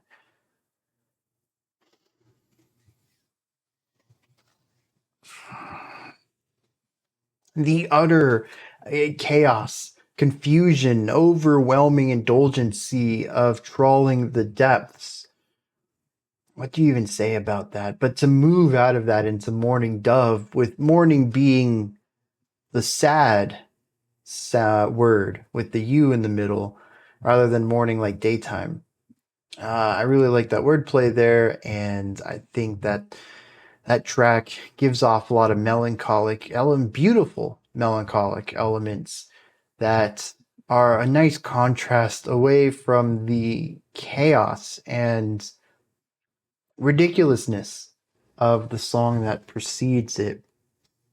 It's a gorgeous track. The vocal layers too. We've heard the clean masculine vocals before, but I don't think ever in this capacity. This is beautiful. It's wonderful. I love the pairing with the femme vocals. I kind of wish that Orgone could make a whole album of just this, and Flâneurs, and Lily by Lily, and Ubiquitous Divinity, and this Silentium, and Approaching Babel. Like, just get rid of the metal stuff and give me an avant-garde classical jazz album that's dreary and melancholic and filled with arias of beautiful, clean vocals on top of this wonderful acoustic composition. This is a band that I'm not going to say I dislike the metal parts in it. There are parts of some of these songs that stand out to me as one of the closest moments in music. We can go with that. One of the closest moments of music that I have heard that scratch that same itch that the Human Abstract does, particularly their third and final album, which is a bit more on the death metal side of things.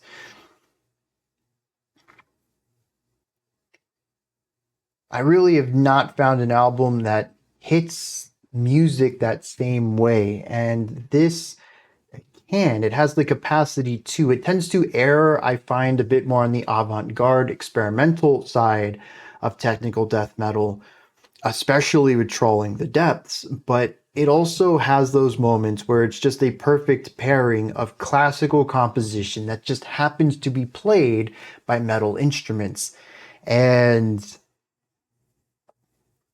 while they are a bit on the rare side, especially with the 20-minute Trawling the Depth coming in and being a bit more esoteric than the last half of Hymne à la Beauté or the majority of Valley of the Locust, it's definitely offsetting the, I guess, the percentage between more beautiful progressive metal and more odd, out there avant-garde metal. It's skewing it more towards the avant-garde side of things. But still, these three tracks have some wonderful moments within the metal section.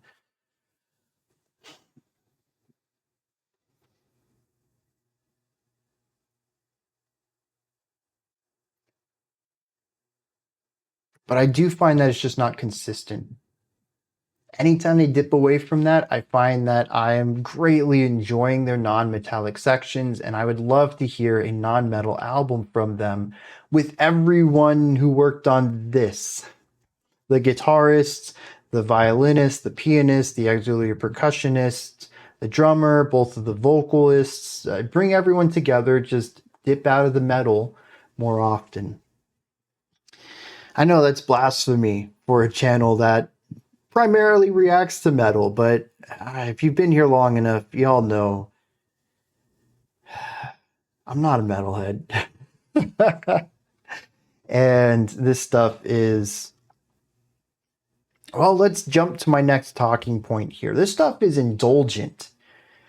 Not necessarily in terms of the metal. I still think it's a bit reserved as far as that's concerned. Like I said, the production is a bit clearer and cleaner to make room for all of this going on. Compositionally, it's still very classical in a lot of places and experimental, more so than traditionally metal.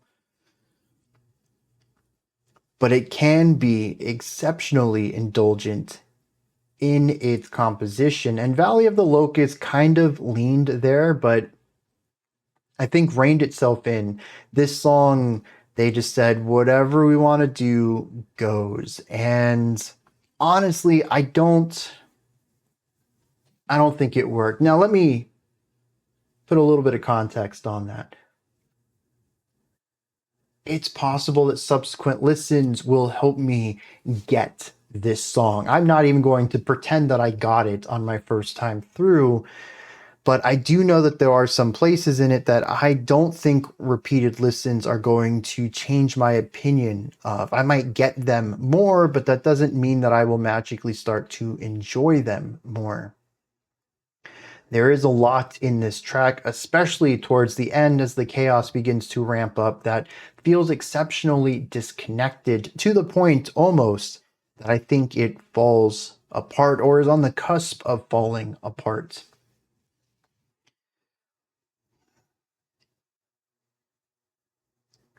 There are parts of this album where I have thought, oh, this is kind of like a Stranger Dillinger Escape Plan.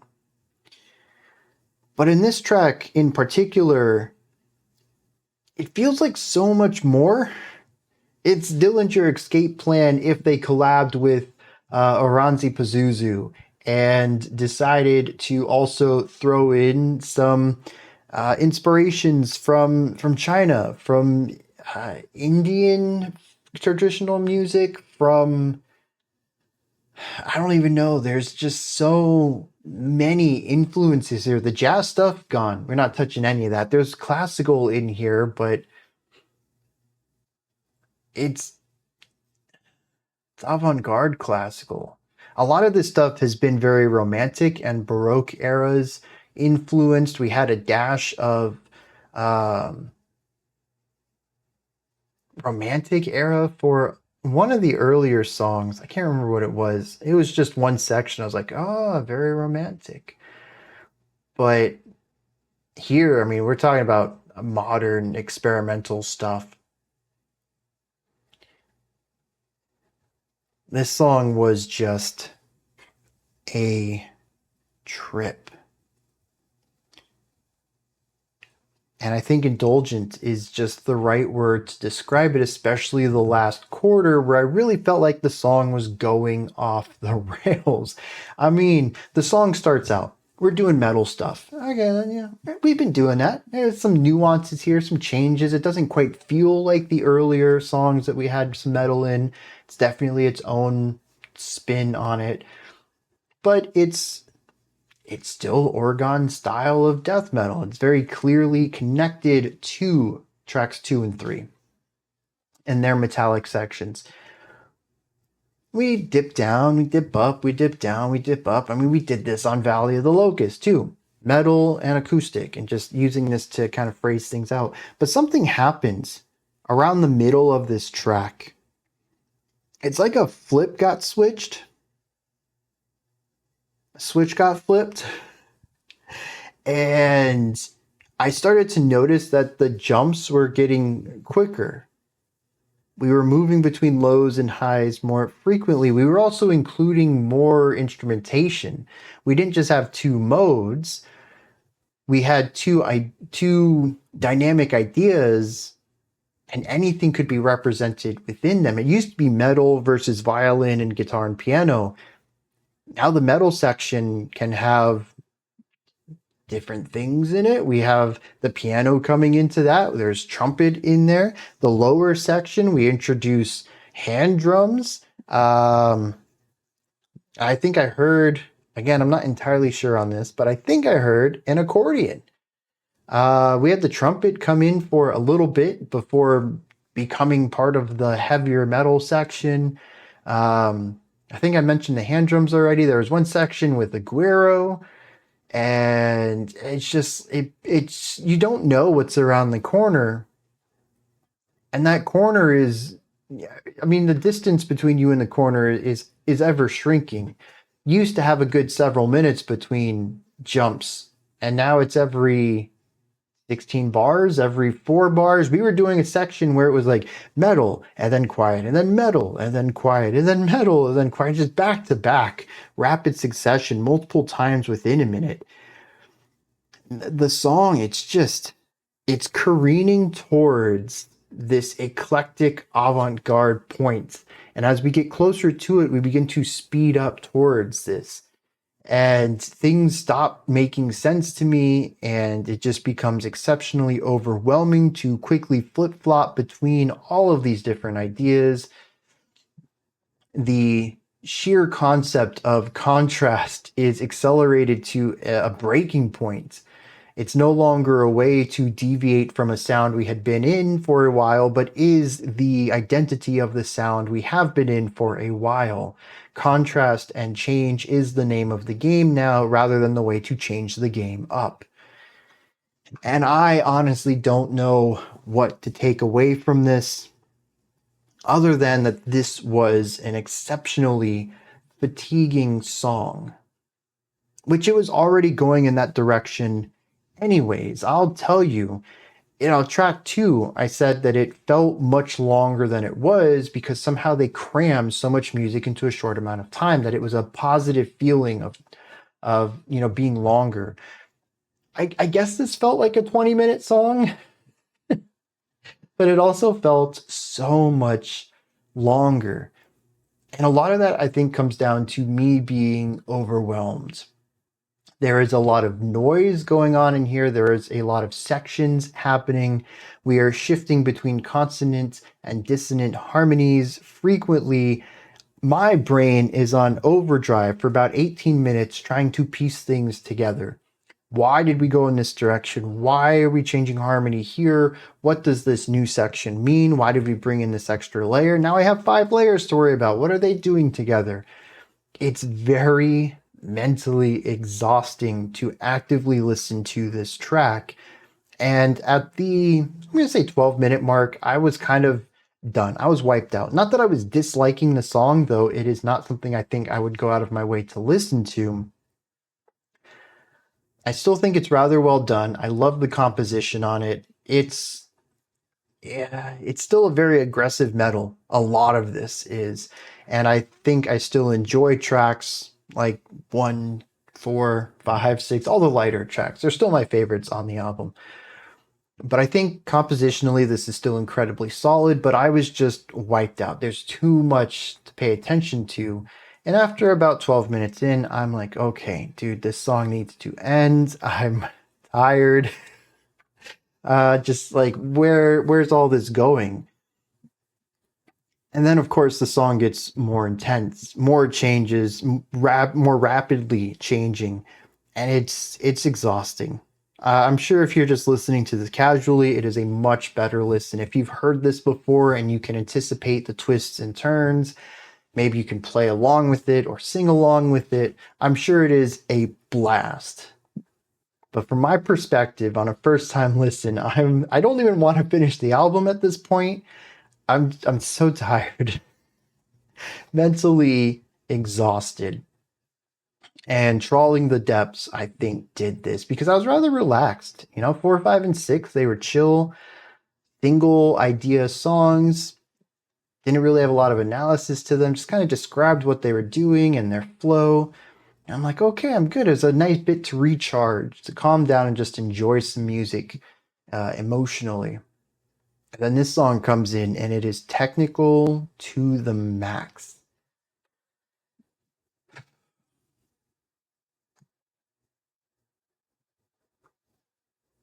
I don't know what else to say about this. I do not, there's no specific points I can really touch on. I know there was something I said I wanted to bring up later. Oh, yeah, it was the drone.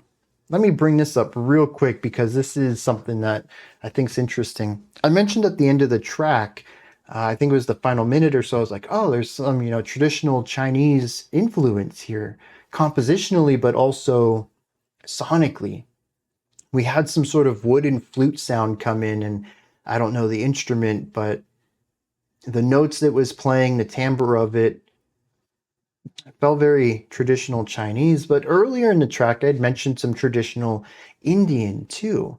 Well, I don't think I mentioned it in particular, but it was the drone part. And actually a couple sections before that, we had some quasi-Phrygian stuff. I'm not really sure what's up with that. It felt like Phrygian mode, but 1 or 2 of the notes was just slightly off.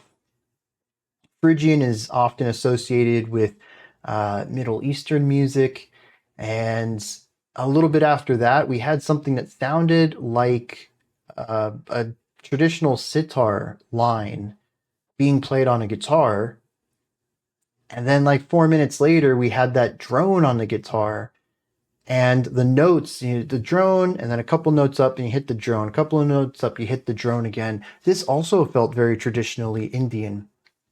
And I know I'm using that as a very big blanket term. I wish I knew the exact type of music that this reminds me of, but I'm going to stick with that, even though it's technically incorrect. But I find that this song has a lot of influences in it. I'm really curious about that too. Trawling the depths would imply that there is no stone left unturned, that we will go as far as we need to find the information, or, whatever the metaphor is of, no stone not turned. What is that phrase? There'll be no stone unturned. I think that's what it is. Anyways, basically the extremity of something. And I think this song does a great job of capturing that. There's so many different flavors and styles and influences in it. I mean, even the guiro. We had some traditional Spanish guitar. I don't think it was in the same section as the guiro, but the guiro is a traditional Latin American instrument, I believe. Correct me if I'm wrong on that. And then having the Spanish guitar come in a minute or two later, like I said, it's a lot of influences all over the place. It doesn't really make a lot of sense to me, but if the concept is to include everything and the kitchen sink into the music to be as exhaustive as you can, I think they did a good job of that.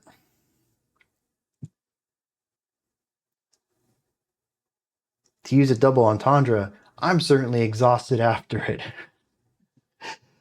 Different definitions for exhaust. So,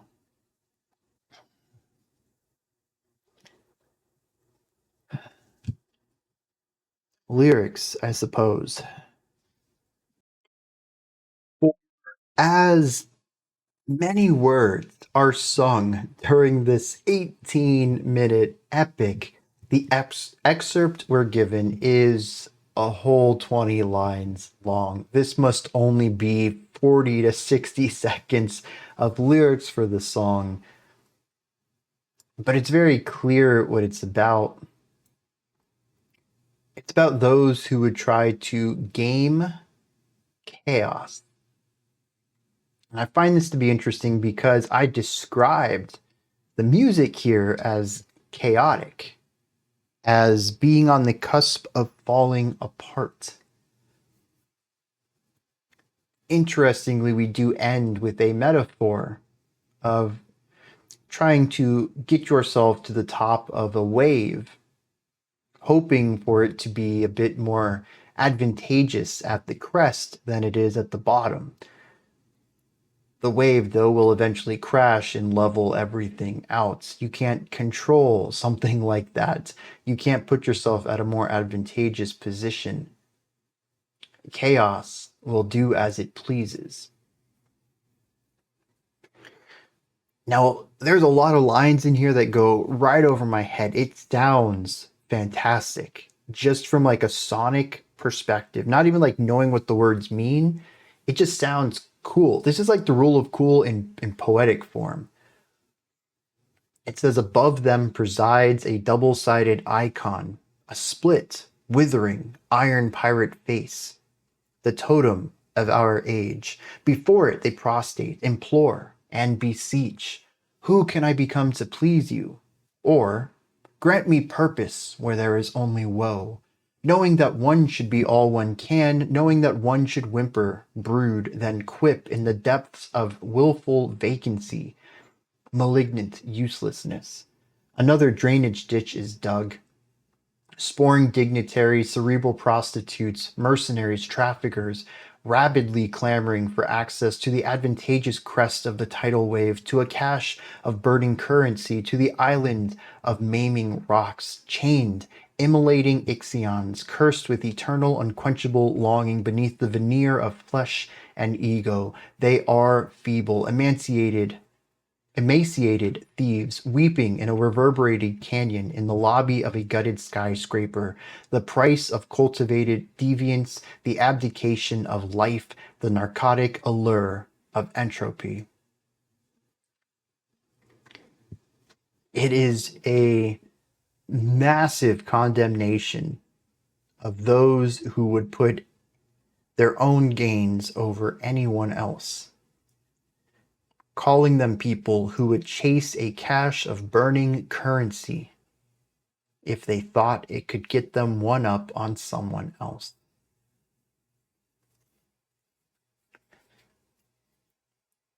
The idea of feeble thieves weeping in a canyon that is the lobby of a gutted skyscraper. Just casually pulling capitalism into this too.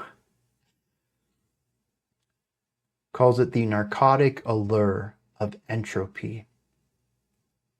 Just like I said, there's lines in there. I'm like, I get the gist of it. I get the feeling of it in my gut, but I couldn't break the words down into, a description of what you're trying to say there, but I get the gist of it. I get the feeling of it. And by the end, it's quite clear what's going on here.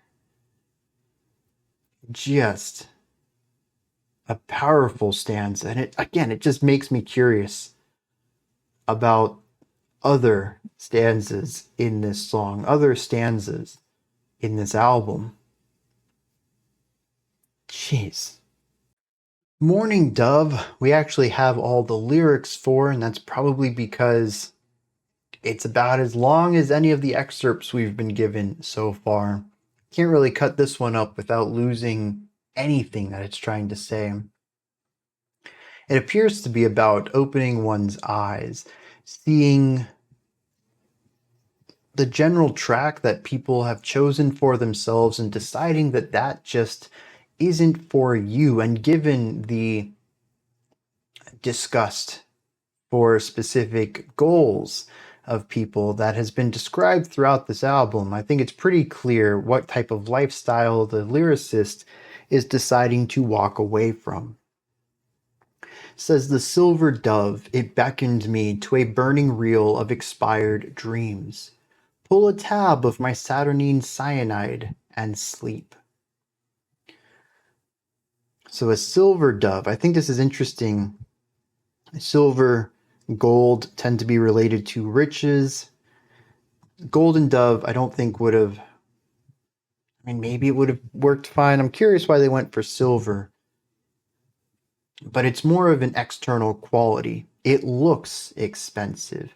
This is to oppose the next verse, which calls for the mourning dove. One for also a sunrise, which usually indicates an awakening. People wake up at the morning, but also that it's spelled with a U. This is a dove of sadness, an interior quality. I really think the silver is done for that purpose. And like I said, gold might have been a bit too on the nose, but I'm still curious why silver in particular. But the dove offers expired dreams and a tab of cyanide. After this, the mourning dove, a timbre rich, awakened me from my penultimate ditch to an anodyne, a panorama, a feeble sign of the wellspring. So awakening to an anodyne is something comforting or soothing or relaxing. A panorama would be the ability to see a wide angle on things.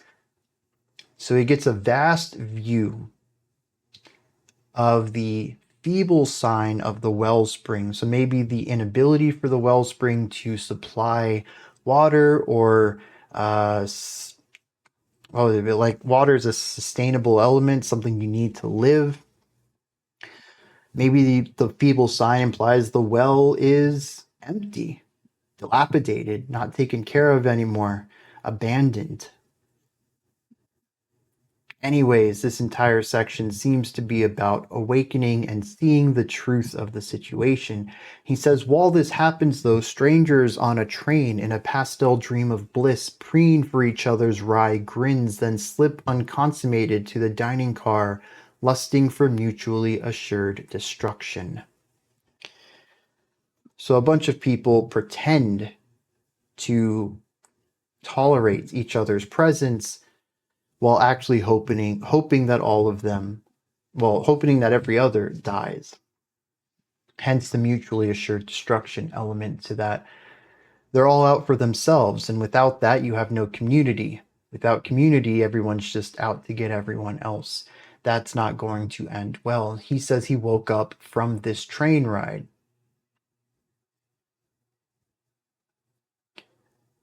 So, yeah. Deciding to separate yourself from a perspective that he views a lot of people to have about life in general. And now our penultimate song, Schemes of Fulfillment, which, if you'll remember, Pleroma stands for, it's a Greek word that means fullness or completeness. So these are schemes of trying to find completement, which is an interesting thing to talk about, but I think is on par for the types of people that this album has focused on lyrically. Let's dive into this and see where they take us next.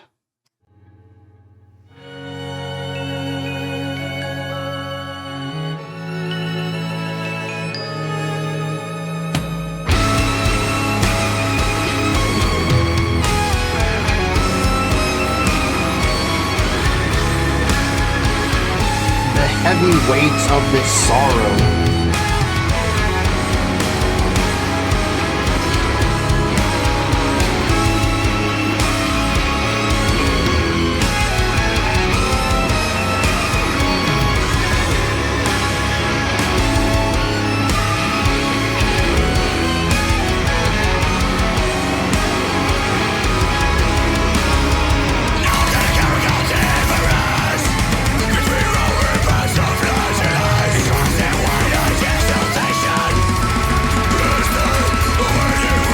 Two guitars dancing around each other.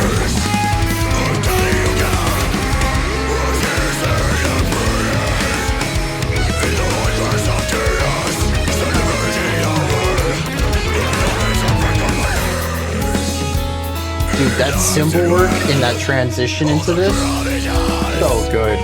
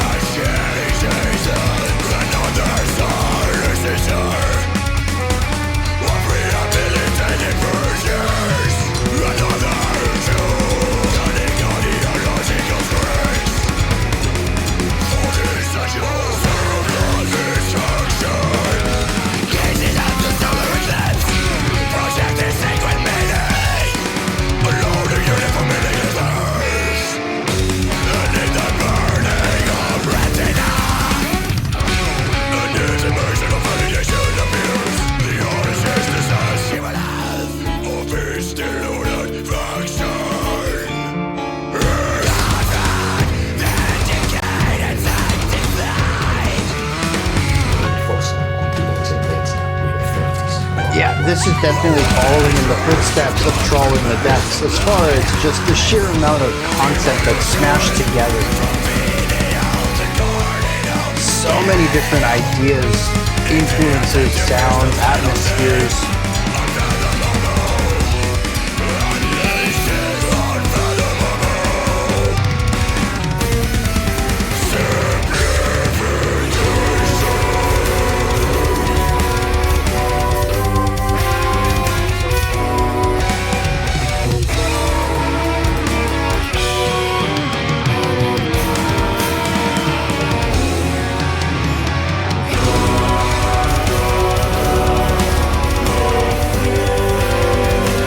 Then something like this happens and I just completely excuse the wild elements. I'm here for this.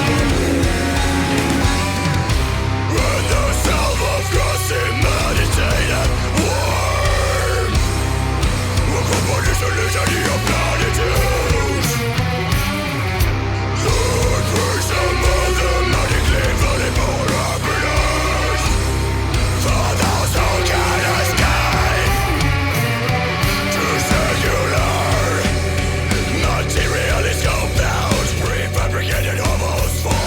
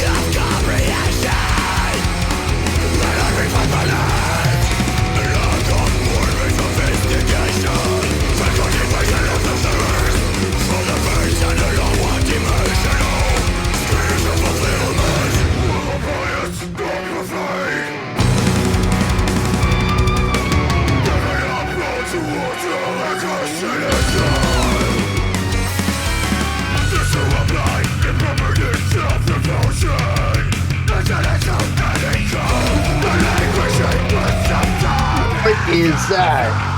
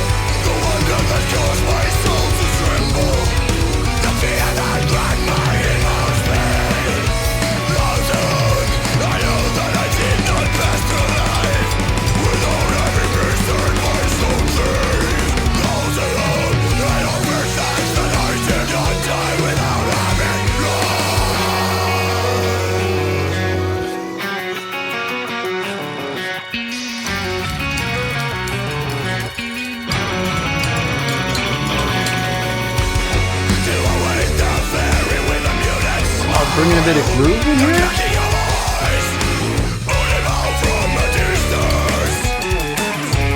Dude, the cymbal work, man.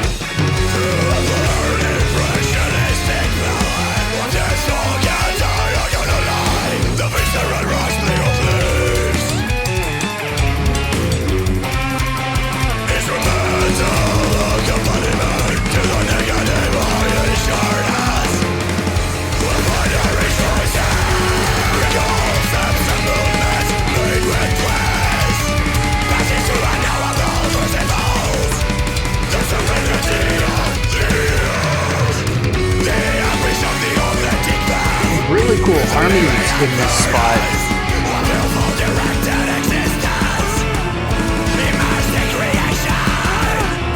Those random vocals coming in.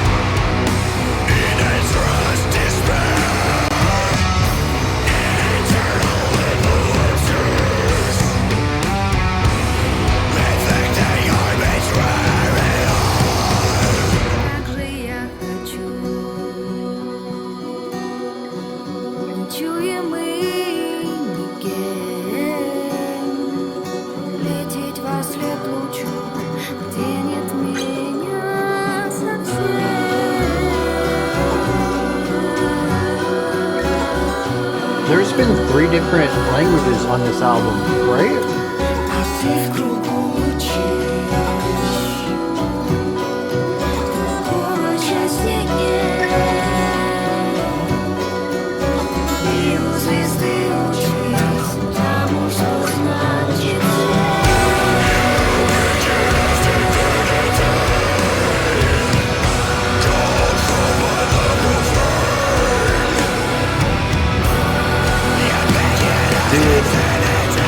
The vocal harmonies in the background.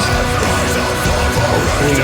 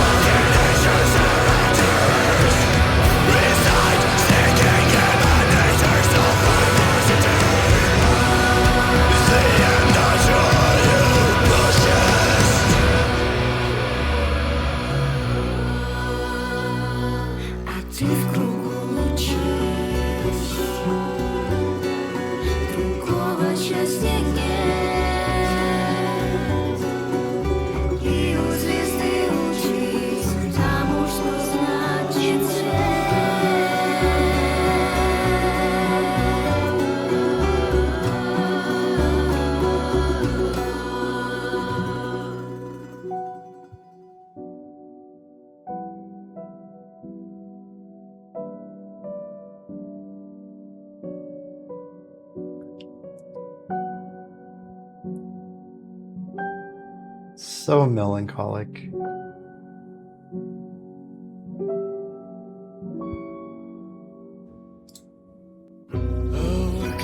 Cradle in the waves,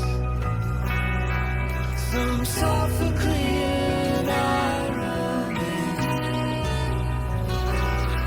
sublime but never quite geometry of human state in the cage in which you lie, self-mutilating caliban, a duplicated name, gnashing teeth in vain, hiding for holographic spores, buried in a dim mirage.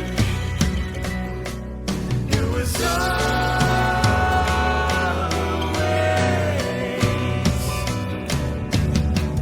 Now it brings powers to your grave, where even the concrete's fade. A fire too hot to contain. You crystal all the change. You feel it all cracking inside.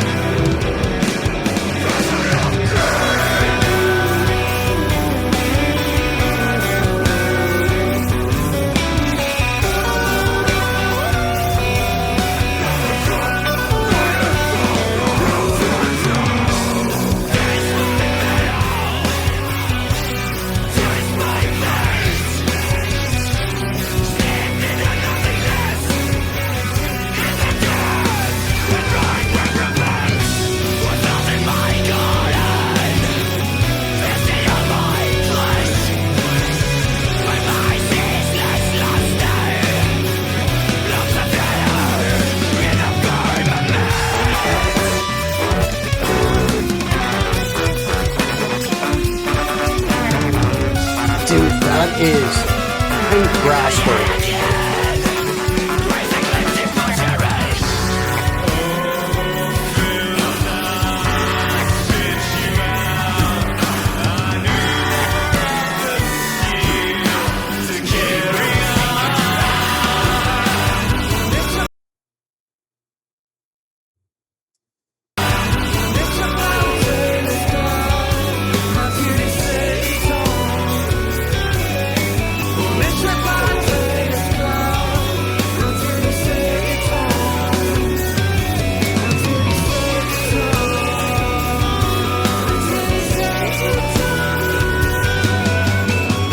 Eradicated by it. Полный атеизм, почтение, светское равнодушие. Равнодушный никакой веры не имеет, кроме дурного страха. Ты говоришь, бога, разбогатела, ни в чем не имеешь нужды, и не знаешь, что ты жалок, и беден, и слеп. Wow.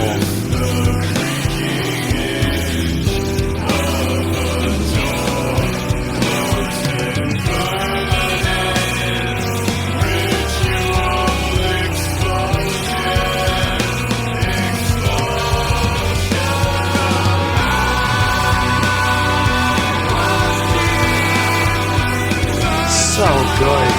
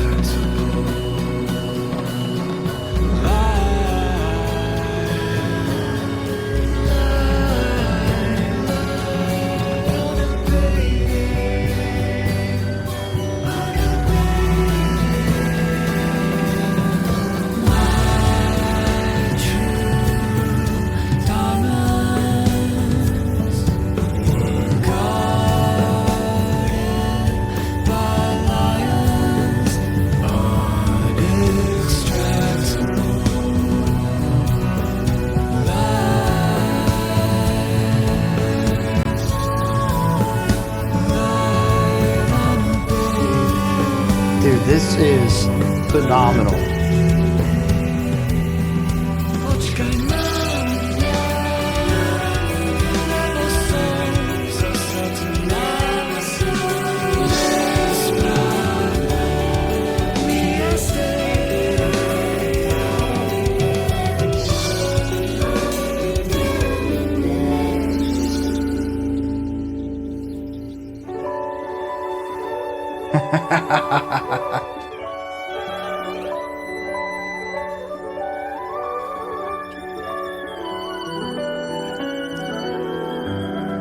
All the trills on the strings on the flutes, like bird song.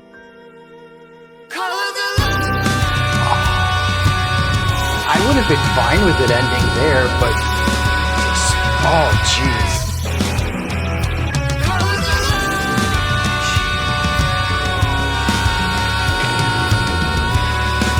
So freaking good.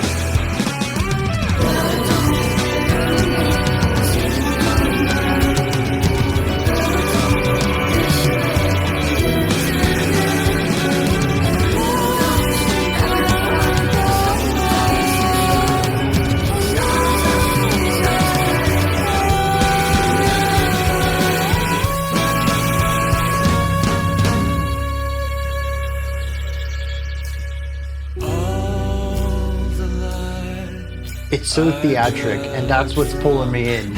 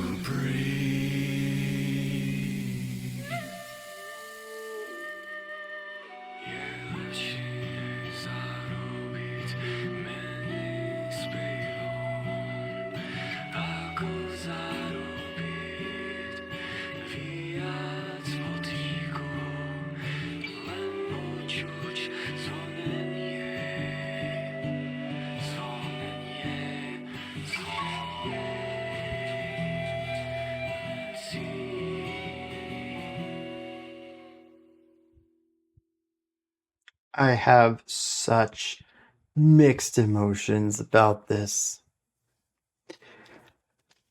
Oh man. Just to get this out of the way, my favorite song on the album right here. And it wasn't even going to be part of this listening. Like, I did not expect to listen to this track. Coming in, Schemes of Fulfillment was supposed to be the last song we checked out. And dang, this is good. But it's also weird. We'll get back to it. Schemes of Fulfillment, number 9. Well, I guess number 10 in the proper 11 track list. This reminds me a lot of Trawling the Depths. Less intense, less indulgent, but just as chaotic as Trawling the Depths. And I don't have a lot to say about it that I didn't say about that one. There are a lot of sections on it. There are a lot of influences that get paid homages to and get worked into the song itself. It's metallic, it's light, it's dexterous, it's heavy, it's everything in equal measure for certain parts of the track. And it's another track that I feel just keeps going on. And I don't like feeling that way because there are plenty of sections in it where I was like, blown away. Something just absolutely works. Everything clicks for a moment and I'm just melting into the music. It is exceptionally solid composition from start to finish. I don't always know that the sections themselves work well in sequence that they are, but each individual section is exceptionally well written and performed and produced, and it all works well in isolation.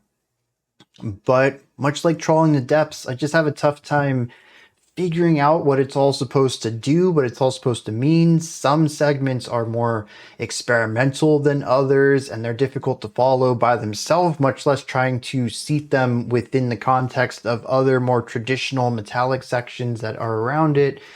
It's another song that I think is just going to take a lot of listens to get around to understanding. But I also think, much like Trawling the Depths, it's a song I'm not ever going to enjoy. I might be able to get an artistic appreciation for it. I might be able to understand what it's doing better with subsequent listens, but it is altogether too metallic. And this isn't something that I really knew until we checked out Pleroma, the actual final track of this song. I had mentioned earlier on in the song, it might have been after Trawling, or earlier on in the album, it might have been after Trawling the Depths, when I had mentioned that I really wanted them to do an album of stuff just like the instrumental midpoint. Flâneurs, Lily by Lily, Ubiquitous, Divinity, these classical, jazzy, and loungy instrumental bits that absolutely blew me away. I loved them. And I said I wanted them to do just an album of that. That is true. I would still take an album of that. But I think Pleroma really showed me what I want from them. And it's certainly that classical jazzy elements, but mixed with the metal side. Just something that really stands out to me here is that there's no harsh vocals on this final track. There are two vocalists at all times harmonizing, dancing around each other, doing counterpoint. There's just so much dexterity and compositional complexity just in the two vocalists. When do they work together? When do they work apart? When do they have two interlocking lines, and how do they interlock? Is it rhythmically? Is it harmonically? What kind of stories are they telling? And just like, you could probably go through this entire song focusing just on the vocals and end up with minutes, tens of minutes, 20s of minutes, that's not a saying, of things to talk about regarding the composition and delivery of just that instrument, the vocals. But there's so much other stuff going on in this song too. Some of it on the lighter side, like we saw at the beginning, bringing back some of that, beautifully melancholic sound that we had in the middle of this track, that we had at the beginning, the middle of the album, that we had at the beginning of the album. A lot of these non-metal instrumental parts, and we see more of that here. And I've really figured, okay, this was like, I don't remember the length, it's like 7 or 8 minutes long. Like, we could probably get away with 8 minutes of this type of instrumental work, especially with the vocals coming in. They're clean, works for me. Then the guitars, heavy, come in. Drums, a bit heavier, comes in. The bass guitar comes in punching. We have metal in here, but we don't bring the growls. And I think that's a really big change here. This album isn't devoid or in need of more melody. There is melody everywhere on this album. I really like the way that the guitars ended up taking a back seat for the vocals to do all this melodic stuff, for the violin to do all this melodic stuff, and we got more of an atmospheric guitar work here.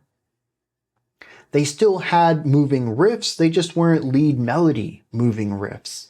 They presented more harmonic information, they presented more texture for the atmosphere, and this was done in equal measure too. There were times when the guitars got to take a little bit of a showcasing, and the other instruments might back down a little bit and the guitars come up and they're more prominent in the mix. But generally speaking, this is heavy, it's metallic, it's complicated, it's complexly written. There's role changes throughout. It's not just, hey, we wrote classical music and then put some crunchy power chords under it, which would be like the opposite of a classical metal band putting, or what is it, or symphonic metal band, that's what it is, making a metal song and then just putting string chords on the outside, right? The opposite of that. You write classical music and put some crunchy guitars under it. That's not what happens here. This is actually really well written, technically classical metal. Equal measures of the metal and the classical, while still incorporating much of the beauty of the dual vocal lines going on. And this really clicked with me. It has the weight, it has the dexterity, the complexity.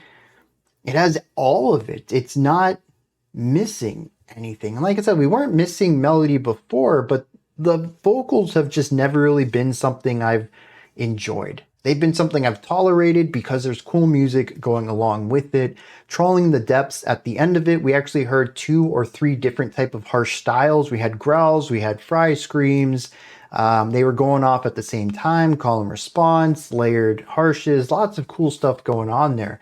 That was certainly a highlight for me as far as the vocals, but 90% of the rest of the time we've had harshes. It's just like, okay, they're there. They're not terrible, but they're not engaging me in any way. This was the missing piece of the puzzle. Clean vocals that I could engage with alongside the music, and it just elevates everything. It takes generally 7 or 8 out of 10 music and brings it up to that 9 or 10 out of 10 area. The moments that Pleroma's track, the final song here, hit its peak, it was the peak of the album, and it might be some of the most peak music I've heard in metal in general. I really love many portions of this track. But it's not perfect.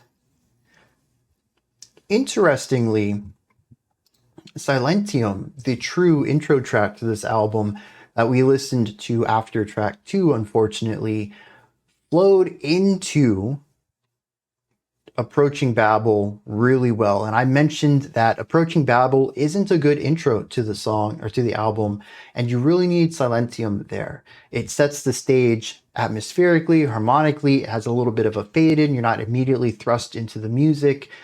It's necessary for the album experience. I don't know if that's necessarily true for Pleroma. Schemes of Fulfillment ends well enough.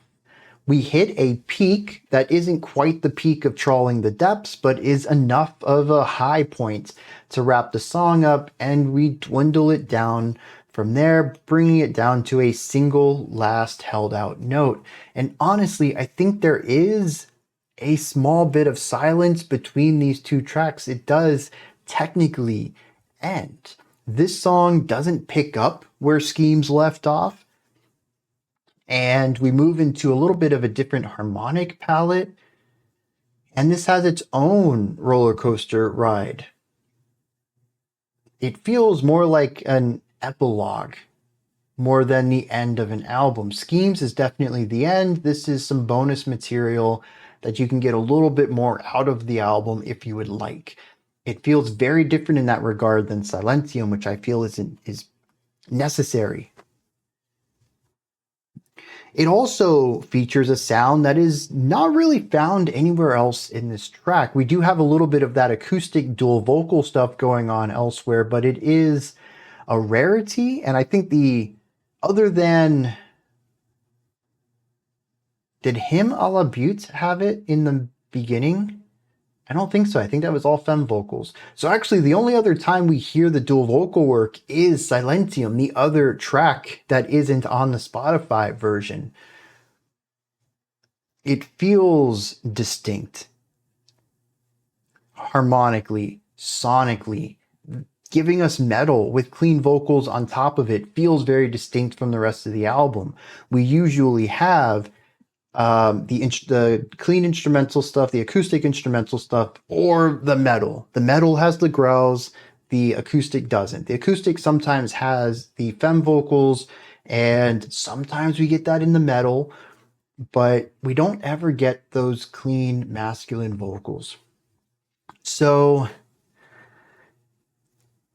I don't know. I can hear how this connects. There's a lot of things in it that have continuity with the rest of the album, but it feels like bonus material. It's one of those things that, you know, you listen to a bonus track, you get the deluxe album of an album, and you listen to some of the bonus songs, you're like, yeah, this is definitely this era of this band, but I can see why it was cut from the original, you know, part of you know, the original album. That's what this feels like.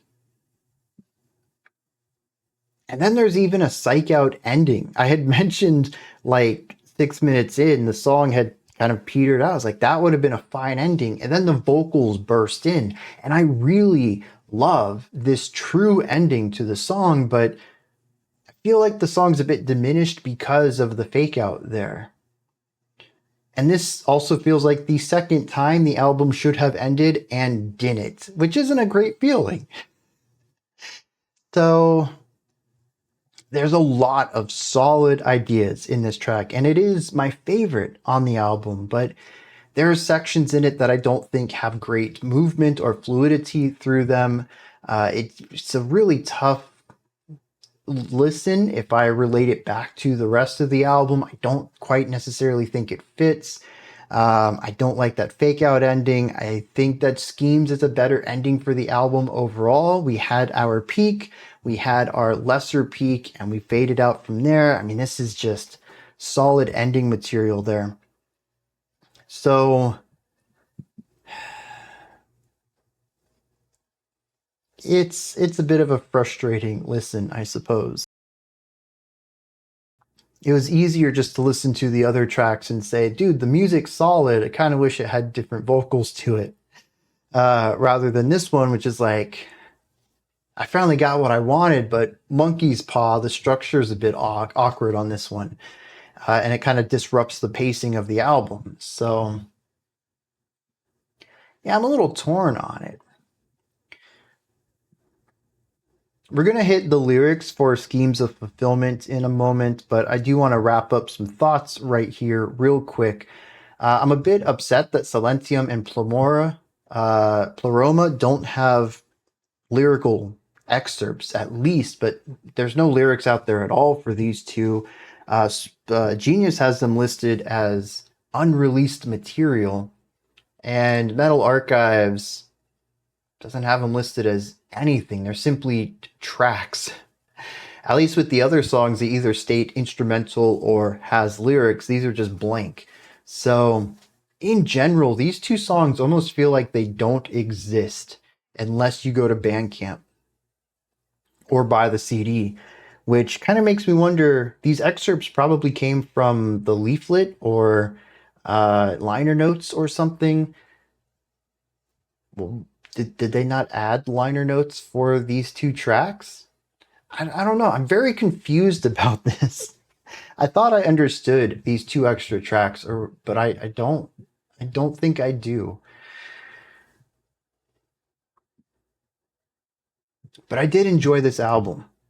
I know I've had some critique of it, but I hope that during the listens, my faces of shock and amusement and my chuckles throughout and my stank faces and whatever else I did that I'm less aware of, those are some of the more exaggerated facial movements I make, and I'm quite aware of when I do them. I can feel the muscles, but I hope that showcases how much fun I had while listening to this, Trawling the Depths aside, which I definitely feel dragged the album down a little bit.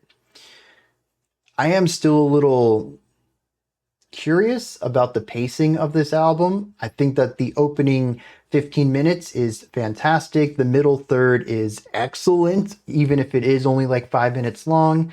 And the final third is lengthy and incredibly indulgent and egregious with its wild jumps and leaps. And this is the most avant-garde and experimental part of the album. I have my favorite parts. To me, it's 3 very distinct segments.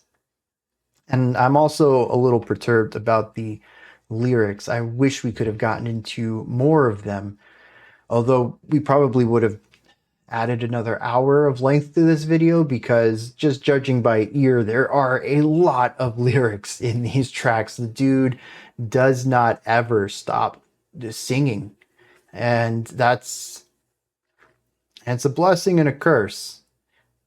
The vocals allow it to kind of drift into the background, so it doesn't, I don't think it'd be as noticeable as if it was clean vocals this entire time.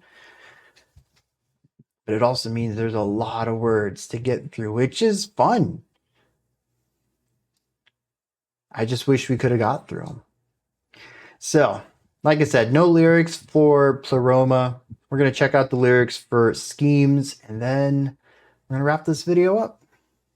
This is the longest excerpt we've been given, sitting at 7, 8, 9 stanzas.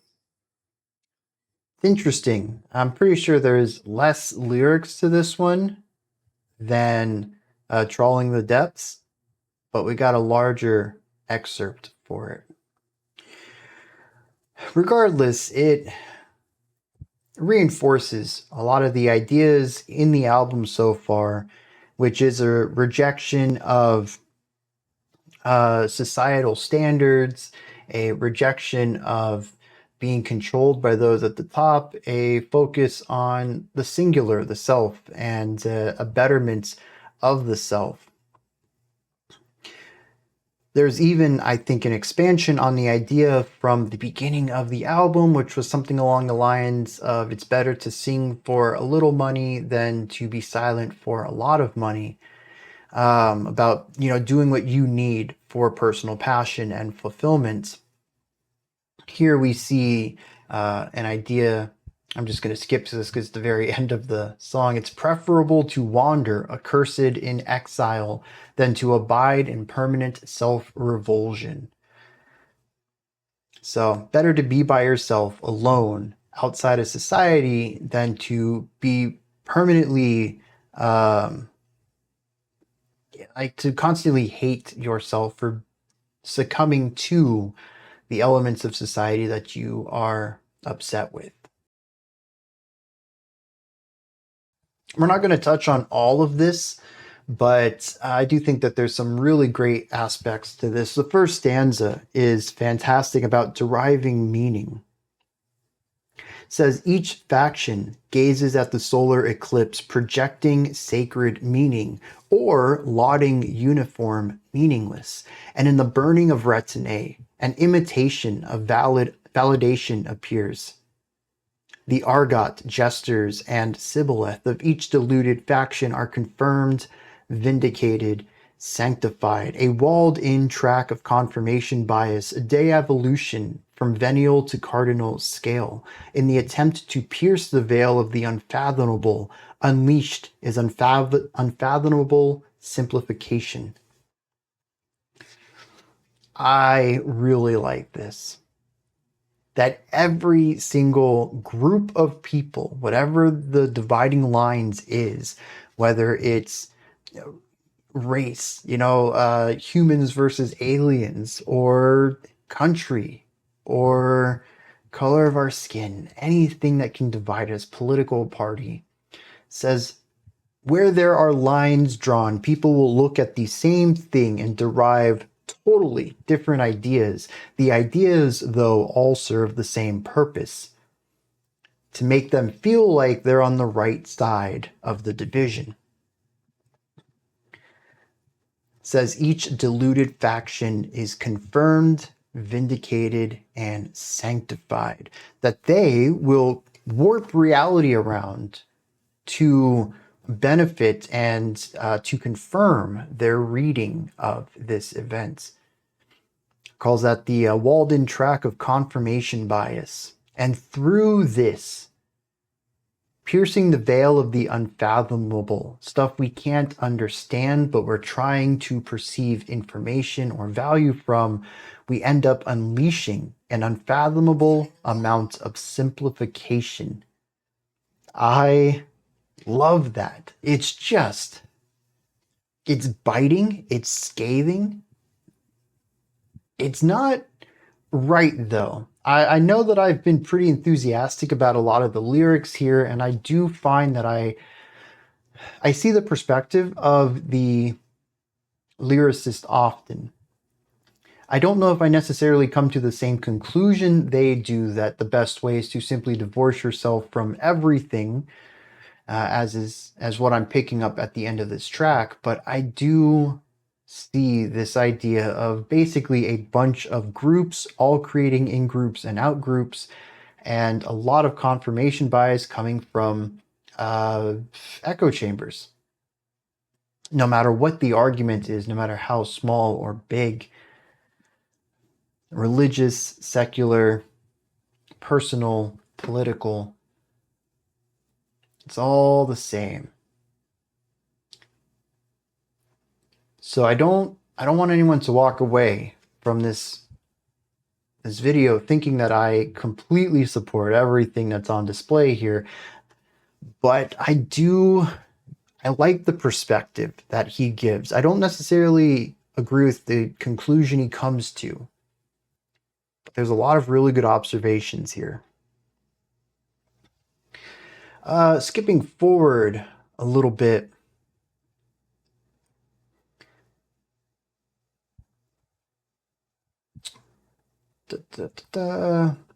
Well, here we talk a little bit about the, this is good. Okay, so it says, for those who can escape, we have the secular, the materialist compounds, prefabricated hovels for prefabricated minds.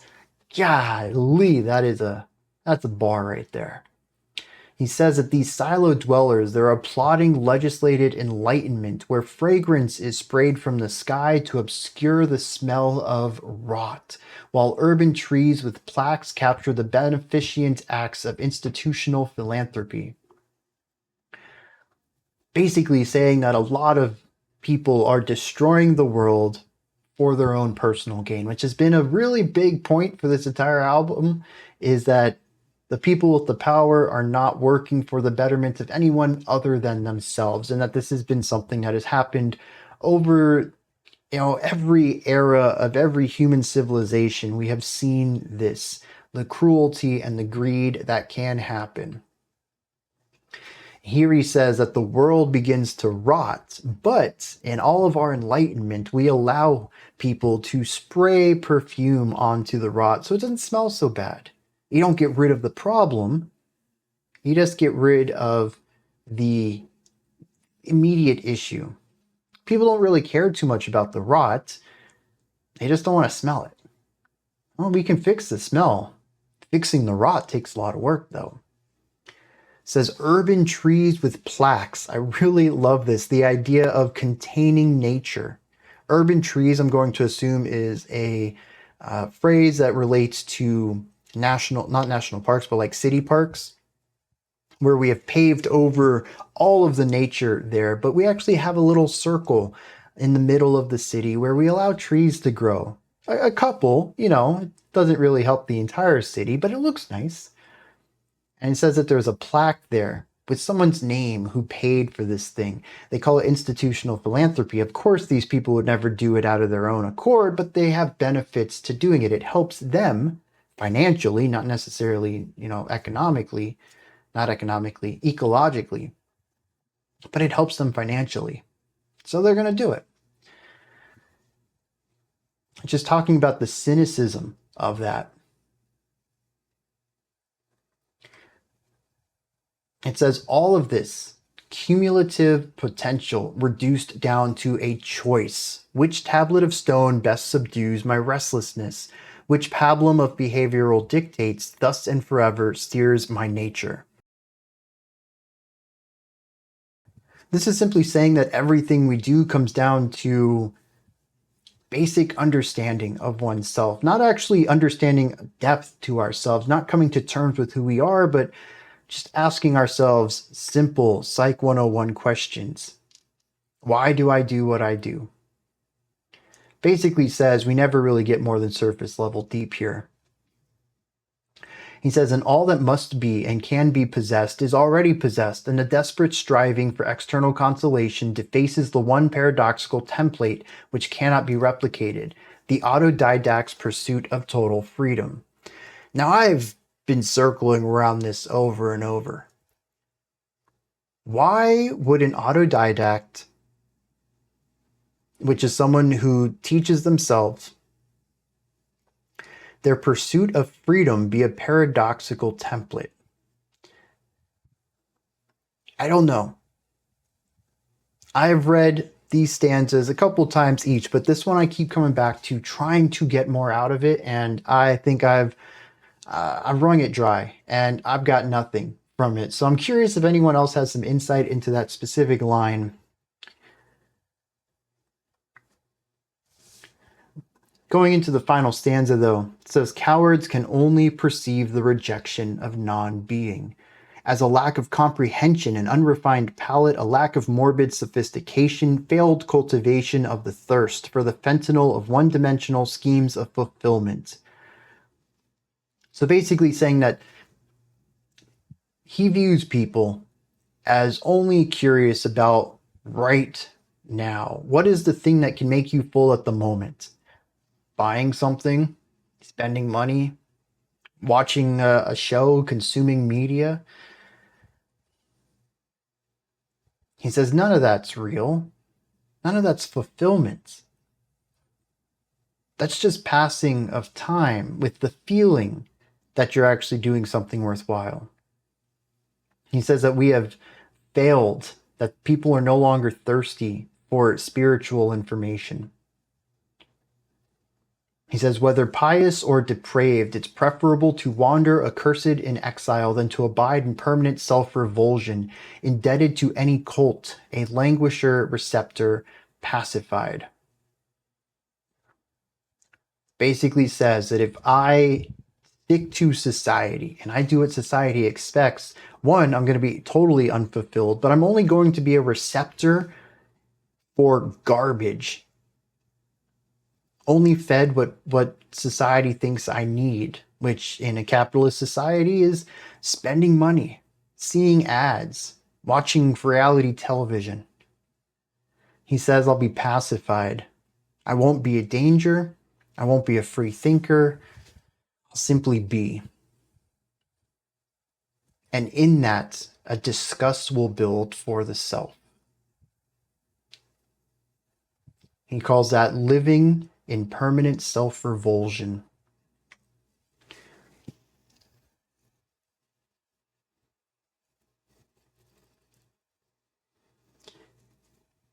A lot to think about on this album. I continue to be impressed by the lyrical elements, the compositional depth, the width of influences musically on it, the vast plethora of sounds and instruments and tones and timbres, harmonies and melodies. It's an incredibly deep album that I certainly did not even get half of on this first listen, but I'm quite enthralled with regardless. I just wish it worked a little bit more in totality for me. I would definitely come back for tracks 1, 2, 4, 5, or 5, 6, 7, and 11. But there's a few tracks on here, mostly the metal tracks, especially towards the end, those two lengthy epics that just, they never quite clicked for me, and I don't think that repeat listens would make them click. That doesn't bring the album down at all, it just means I'm not necessarily the audience for all of it. But these are just my thoughts on Orgone's Pleroma. What did you think of this album? Did anything stand out to you? Did you enjoy it? Did you dislike it? Did I say anything wrong that you'd like to correct me on? Do you have your own interpretation about this? Do you have a link to anybody who has hand transposed the lyrics? I would love to see more than just these excerpts. If you have anything like that that you'd like to add to the conversation, please put it down into the comments section. Above that, in the description box, you'll find a link to Linktree. Takes you here. You can find links to my music, ways to support the channel, a link to the Discord server, and so much more. Above that, if you could, like, subscribe, and ring the bell. I greatly appreciate all three of those. That wraps it up for today. I'll be back tomorrow, though, 11 a.m. Eastern Standard Time, 3 p.m. UTC. We're going to do a live stream. Usually goes for about 2.5 hours. We check out a bunch of music. We chit chat, good conversation, good company, good tunes. It's just a blast. It's very laid back. If you can make it, I highly suggest you do. I think you'll enjoy it. Otherwise, you can always check out the VOD of that afterwards, the non-live version. Usually get that out the same day. And then Monday, 5 p.m. Eastern Standard Time, 9 p.m. UTC. As usual, we'll kick off next week's theme. Until next time, remember to be critical, not cynical, of the music you listen to, and have a fantastic morning, afternoon, or evening, whenever you choose to watch my videos.